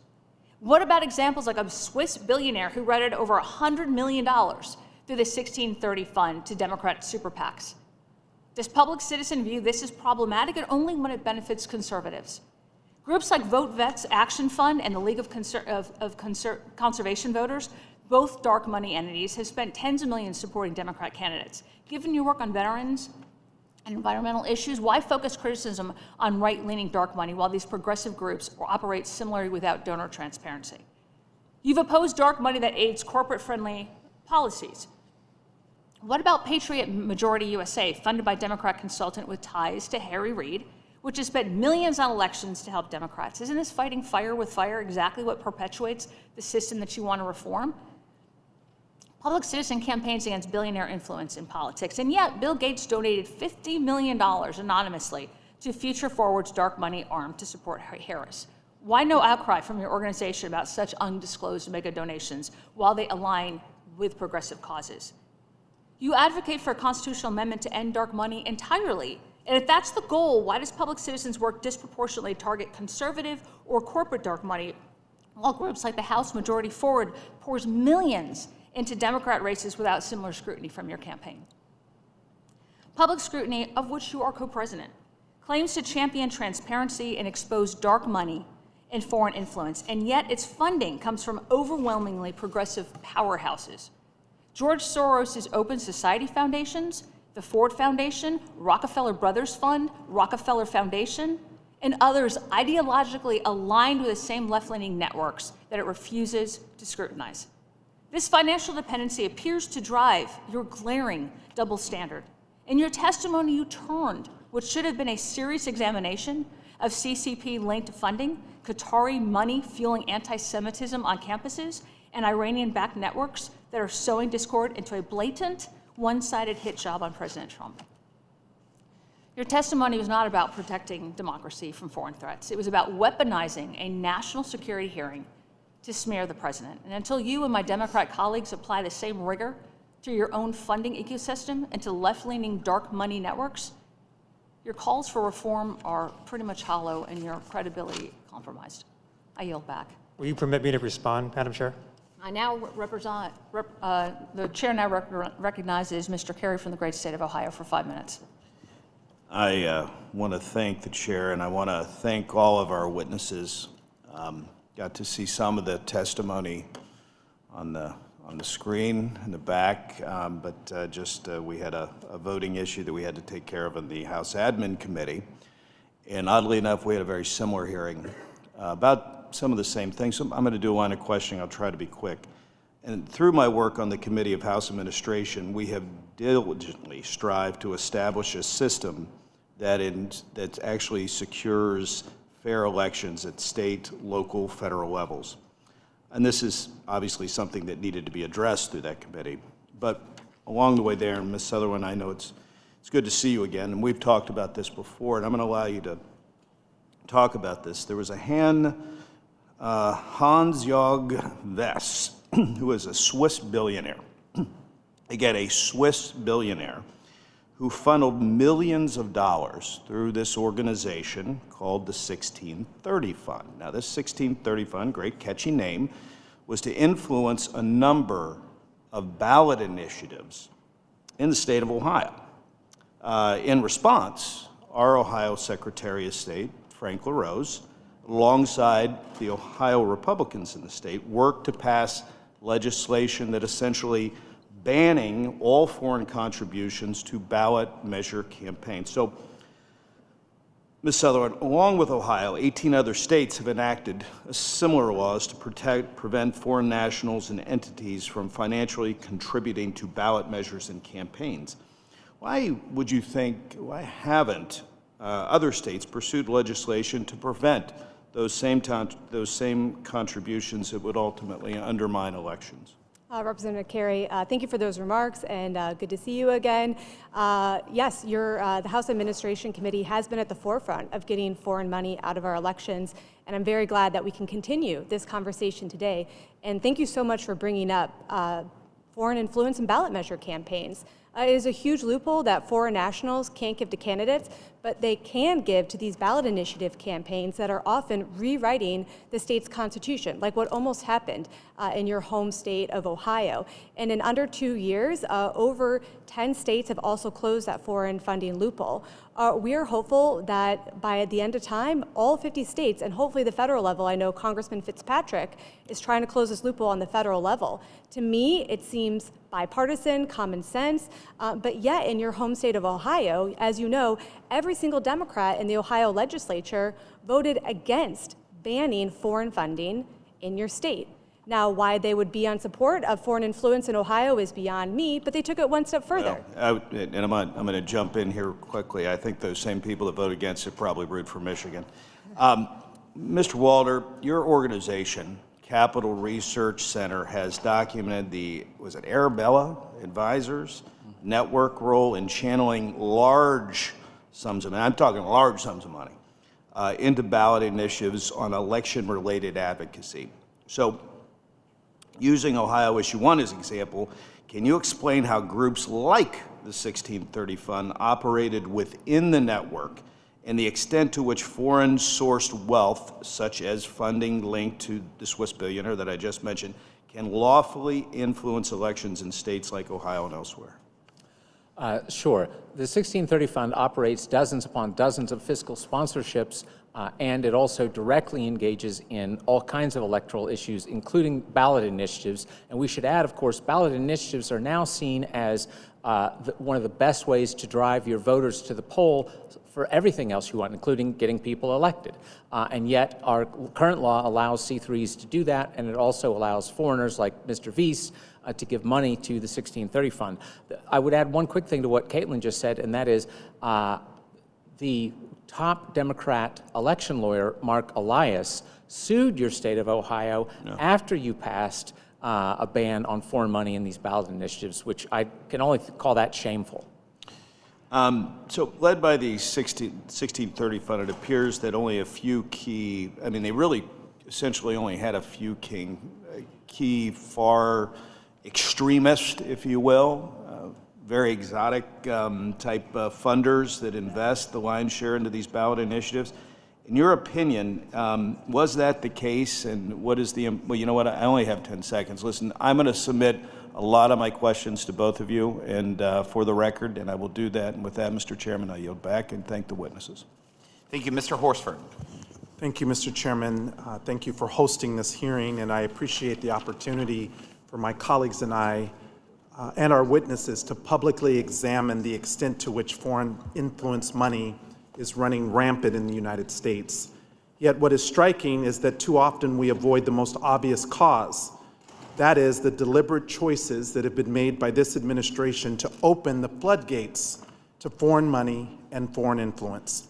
Mr. Weissman, in your written testimony, you highlighted how the Trump-Vance administration is effectively ignoring an 88-year-old law whose sole purpose is to monitor foreign influence and prevent abuse. Yes or no, Mr. Weissman, is ignoring the Foreign Agents Registration Act a serious commitment to stopping foreign influence? No. Pam Bondi was confirmed as Attorney General on February 4th, 2025. As one of her first official acts the very next day was to announce minimal enforcement of the Foreign Agents Registration Act and other foreign influence laws. I have her memo here for anyone who doubts that. I think that the American people and Nevadans back in my home state deserve to understand what that decision means for them. So I'll share an example. On January 21st, 2026, President Trump announced a 39% tariff on goods from Switzerland. That tariff later dropped to 15% shortly after Swiss business leaders presented the president with a Rolex watch and a personalized gold bar. This conduct was so egregious that lawmakers in Switzerland have called on their own prosecutors to examine whether these gifts violated Swiss anti-bribery laws. So let's examine this deal to see if the American people got anything resembling the art of the deal. According to the Swiss, they promise to accept 500 tons of U.S. beef, but the U.S. exporting 500 tons of beef will not help Nevada cattle producers. Why? Because just 3 days ago, the Trump administration announced an unprecedented expansion of preferential access for Argentine beef, increasing imports to 100,000 tons. That represents roughly $800 million in Argentine beef exports that could otherwise support American ranchers. And this comes on top of approximately $40 billion in financial support extended to Argentina. To the American people who are watching, your tax dollars that should be used to lower the cost of health care or help our farmers is going to foreign companies. Nevada ranchers see no benefits. Instead, they will need to compete with Argentine beef exports as foreign producers gain preferential access because foreign influence laws are not being enforced. Let me be clear. If this committee is serious about addressing foreign influence, we must focus on who is enforcing the law. Foreign influence is not abstract, and that influence being used on the president means he gets richer while people in Nevada pay the price. That is not how our system should work, and that is why today's hearing is so important, and I look forward to working with the chairman and the ranking member and other members on this committee to make sure that we uphold ourselves to the higher standards, including those embraced in the Foreign Agents Registration Act. With that, I yield back. Mr. Moran. Thank you, Mr. Chairman. Mr. Chairman, Congress and this committee specifically, this Committee on the Ways and Means, has a responsibility to ensure that the tax-exempt status is applied only to entities that actually benefit our local communities and our country as a whole. That responsibility includes understanding not only how money flows through the nonprofit sector, but how influence flows, especially in an era where technology allows narratives to be manufactured, amplified, and disguised at an unprecedented scale. Our adversaries like China understand our system and they exploit it.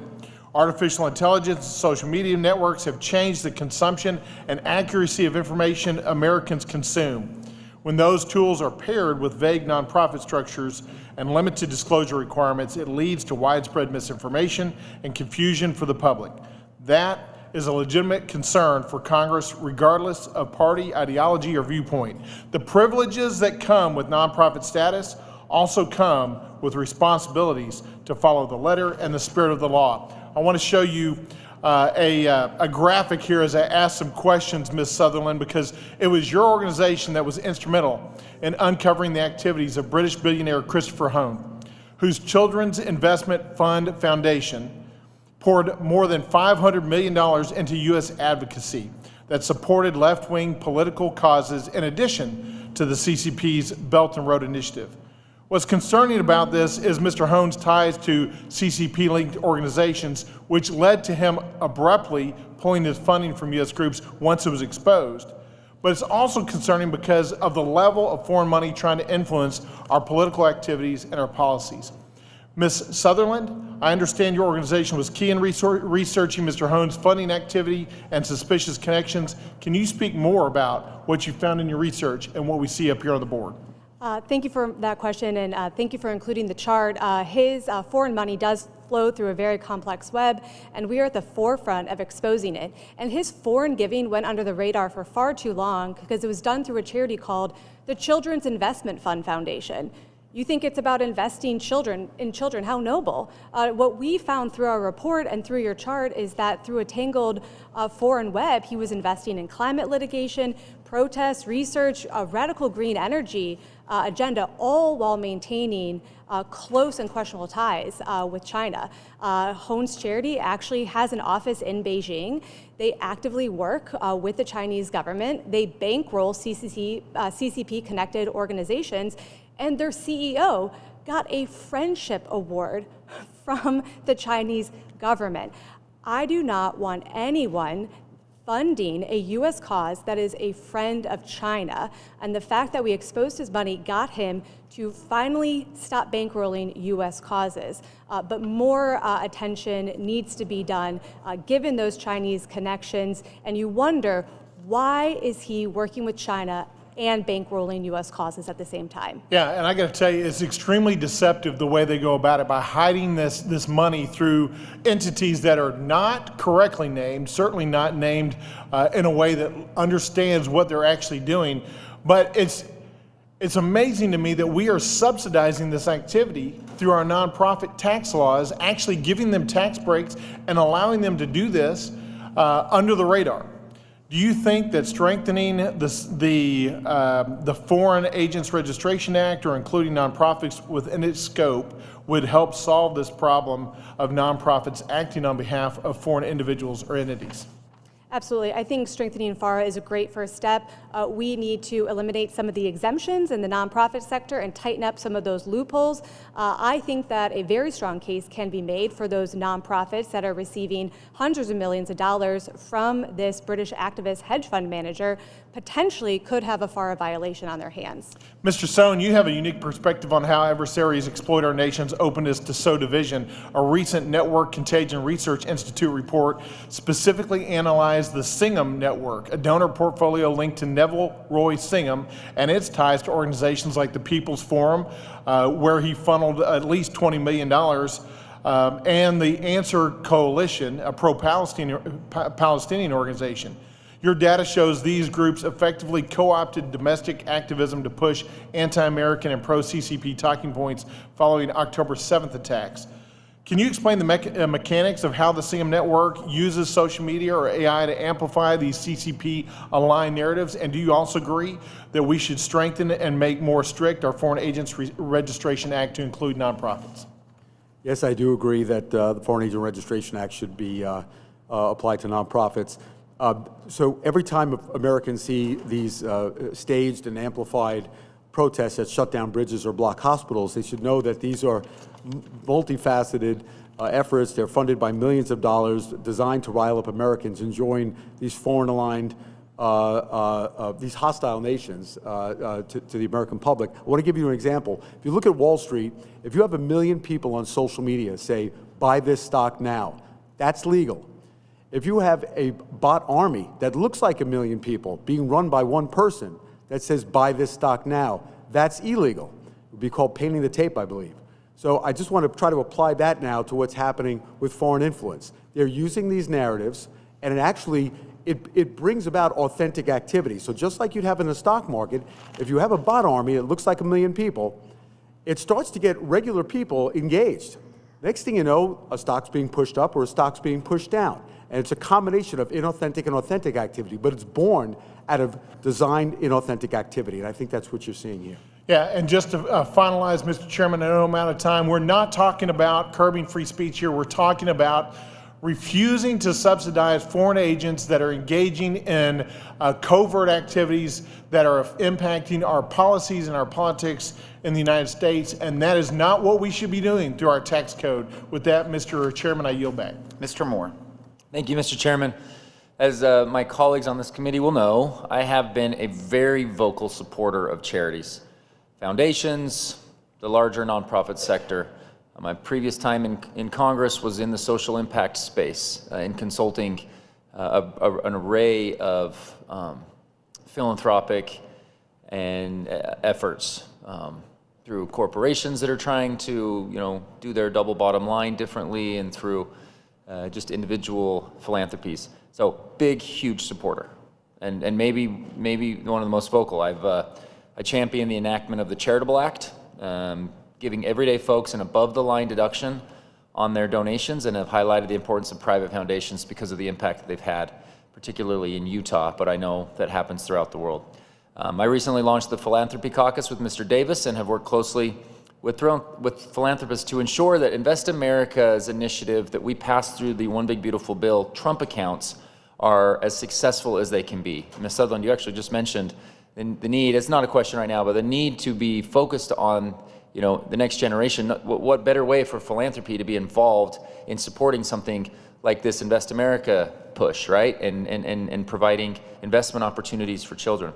That said, our witnesses have pointed out today, it's clear that in some cases, foreign actors are taking advantage of this sector. Foreign money should not be funneling through nonprofits into our media or to our education, and especially into our elections. This type of influence should not exist, and it should not ever to fuel this type of hostilities in our country. If we want a strong nonprofit sector to survive and for more support to come towards it, which I would love, we should all want to make sure that the loopholes are closed and that there is immense trust in the system. Mr. Dubinsky, you've addressed some of this today, and many of you have talked about it, but I want to just ask one more simple time. What specific gaps in the IRS's current tax-exempt oversight system are at the root of this problem? Quite simply, lack of information that's actionable. If you go back to the forms, it doesn't ask about fiscal sponsorships. There's not even a checkbox for it. Someone mentioned that it's up to the not-for-profit, the actual sponsor, to have a narrative about it. That leaves that open to how much is in that narrative, how much can be gleaned from that about what's going on. So I come back to it that the form it's old, it's outdated, it needs to be brought into line with what's going on in today's world. Give the IRS the tools they need, the AI, have them develop better AI systems to take this information and figure out how to use it properly in a non-political way to make sure that our system is safe and Americans can trust the charitable system. And do you believe by addressing that root cause, what you're talking about, we can ensure that policy changes go after the bad actors, but also we don't put an undue burden on all of the compliant organizations out there, the smaller charities that they're often understaffed and things like that. Can we do that balance if we address this? I think we can. As I said earlier, it's not like implementing an anti-money laundering system that financial institutions have. Those are onerous. I think there's a middle ground, or even lesser than a middle ground, to redesign these forms and not put an undue burden on charitable organizations. I was a treasurer of a charitable organization, and on the board, it was a small organization. We didn't have a lot of resources.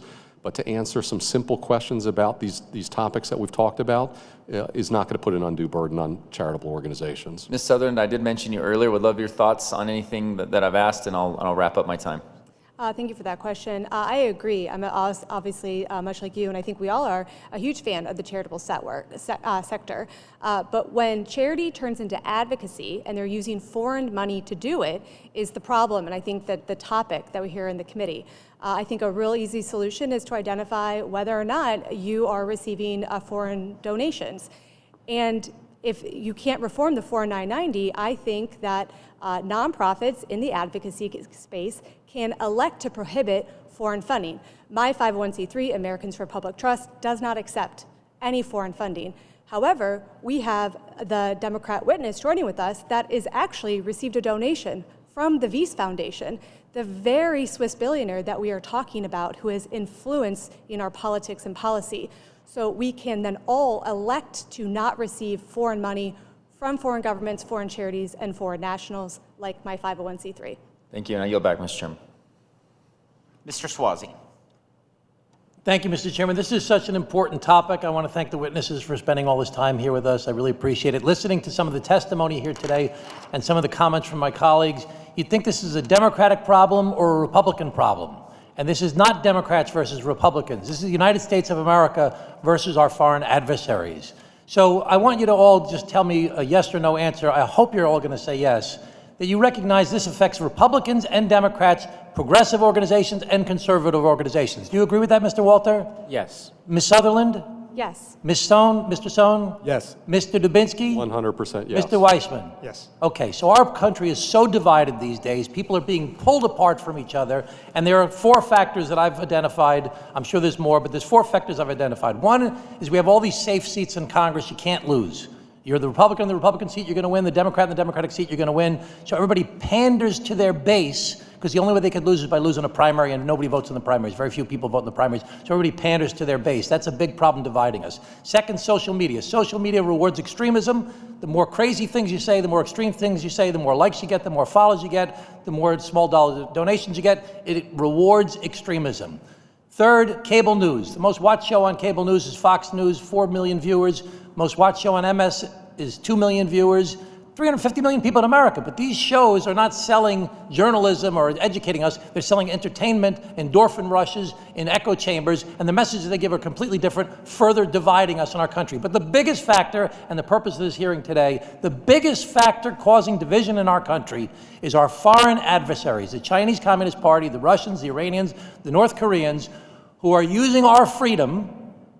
Today we're talking about how they're doing it through not-for-profits, but also through social media, and they are feeding division in our country. They cannot defeat us economically, they cannot defeat us militarily, so they want to take what they see as being our biggest weakness, which is our diversity. And they fuel dissent in our country, utilizing the things that you talked about here today that affect Republicans and Democrats, progressives and conservatives, and they use our social media. And they send different messages. They take issues where there's some truth to it, like Black Lives Matter versus Blue Lives Matter, or evangelicals versus transgender, or Israel versus Hamas, and they give different messages to different groups, and they foment division. And they get us to all look at each other and say, what's wrong with those people? There's something wrong with you guys.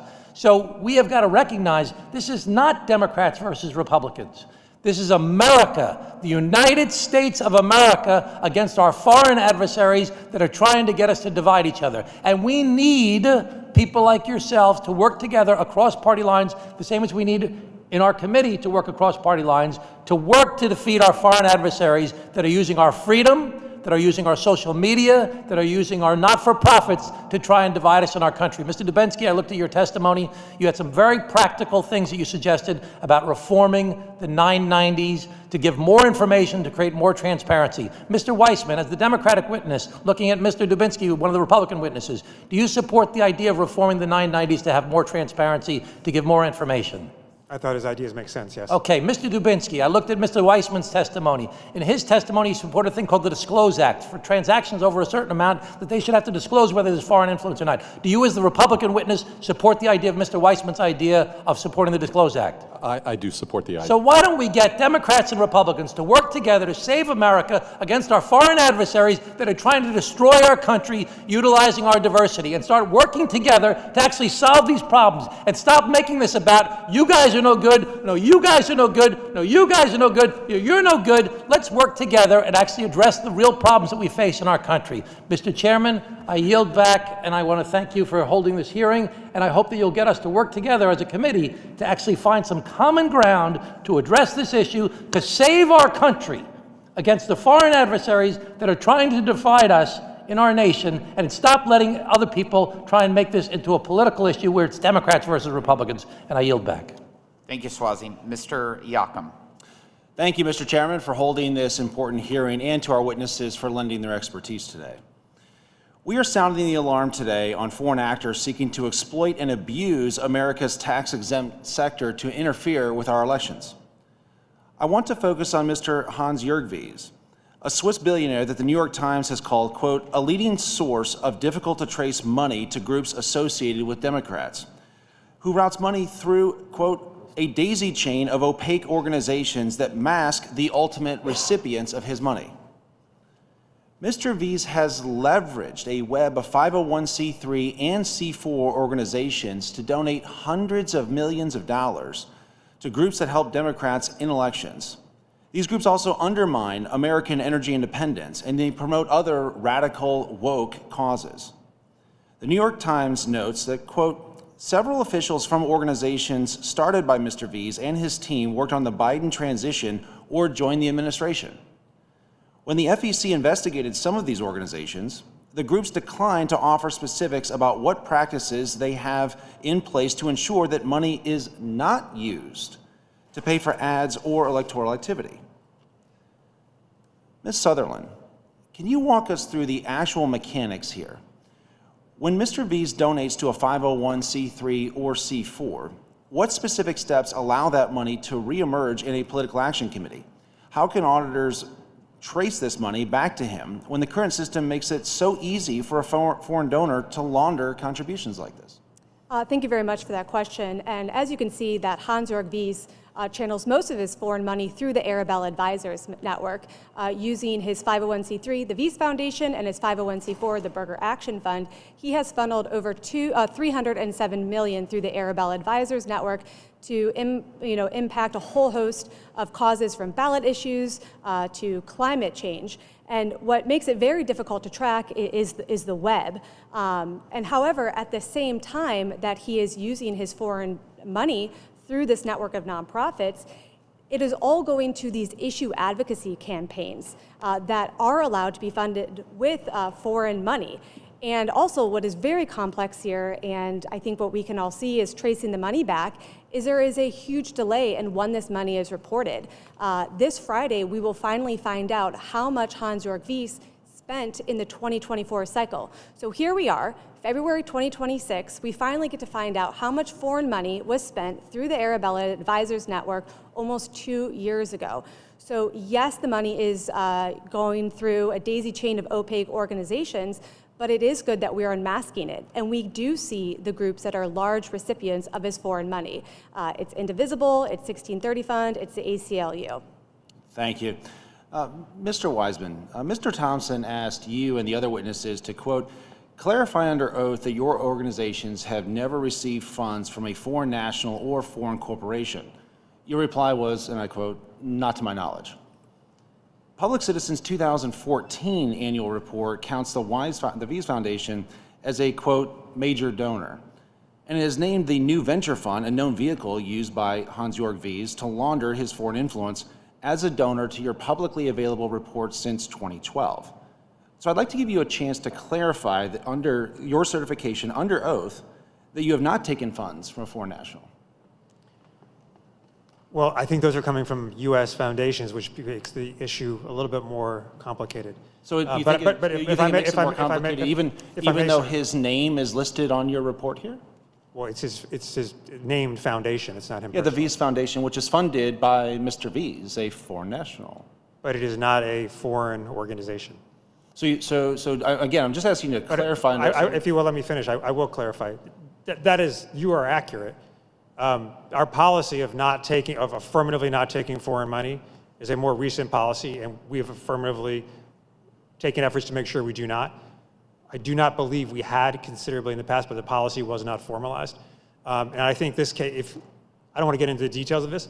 There's no question. There's no question what you're reporting is correct, and I'm not. So I'd actually like to go into the details of this because, Sure. again, Mr. Thompson asked you under oath if you've taken money from a foreign national. So would you clarify and say that you have indeed taken laundered money from a foreign national, or would you stick to your earlier response of under oath of saying, no, we've never taken money from a foreign national? Which is it, Mr. Wiseman? That is not money from a foreign national. Okay. Thank you, Mr. Chairman, and I yield back. Mr. Miller. Thank you, Mr. Chairman. I really appreciate that. Thank you to my colleague, Mr. Yakim. That was quite the exchange. I appreciate it for everyone who's watching. I'll just get right into it. Mr. Walter, maybe you can help clarify this for us then and help us with what my colleague was asking. So from what I've heard so far, America's enemies can funnel as much cash into the nonprofit sector as they want. So let's go through this hypothetical scenario and let's just see if I'm right or I'm wrong, and please tell me so. Theoretically, is it possible for Xi Jinping himself to entirely fund an American 501c3, I'm not done yet, by donating it through a donor-advised fund without the public ever seeing his name on that C3's Form 990? Absolutely. Just again, so it is possible that Xi Jinping himself could do something like that. There's no legal barrier whatsoever. Thank you very much, Mr. Walter. I appreciate it. As a follow-up, Mr. Dubinsky, is anyone within the United States government currently tasked with looking into these covert influence operations? And if not, would the IRS be an appropriate agency to employ skilled forensic accountants to sift through these funding networks? So I think that the answer to the second question is I think the IRS would be a good place to start. I don't know whether the NSA or somebody else in the government is actively looking at this, so I don't have knowledge of that. Okay, thank you very much for that answer. Mr. Dubinsky, so essentially, so what you're telling me, one, possibly there are essentially no disclosure requirements for foreign funding so long as they flow through a DAF, and two, the only people within the United States government who are looking into this are pretty much already extremely overworked, or there's just not as much agencies or direction that should be looking into it. I think that's correct. Okay. Mr. Dubinsky, do you think it would be valuable to set aside some specific resources at IRS, CI to tackle this problem? I think, as I stated earlier in my testimony, I think it's about modernization. The IRS over many years in my career has gone through different phases of modernization. I think we're at another inflection point with AI, and I think that the Bureau, the service needs to adapt AI, have it tailored to the function that they need it. So whether there's funding there or not, there should be. Thank you very much. And earlier, I believe it was this term, we had another hearing, maybe it was a subcommittee hearing or a full hearing, but at the IRS, we still have fax machines, which I find incredibly fascinating that within the United States government, we still have an agency that's using fax machines, as I have a supercomputer in my pocket with AI and ChatGPT and everything else. Look, thank you for your time. I know it's been a very long day. I do appreciate it, and I do appreciate your questions, your answers to our questions. Mr. Chairman, I yield back.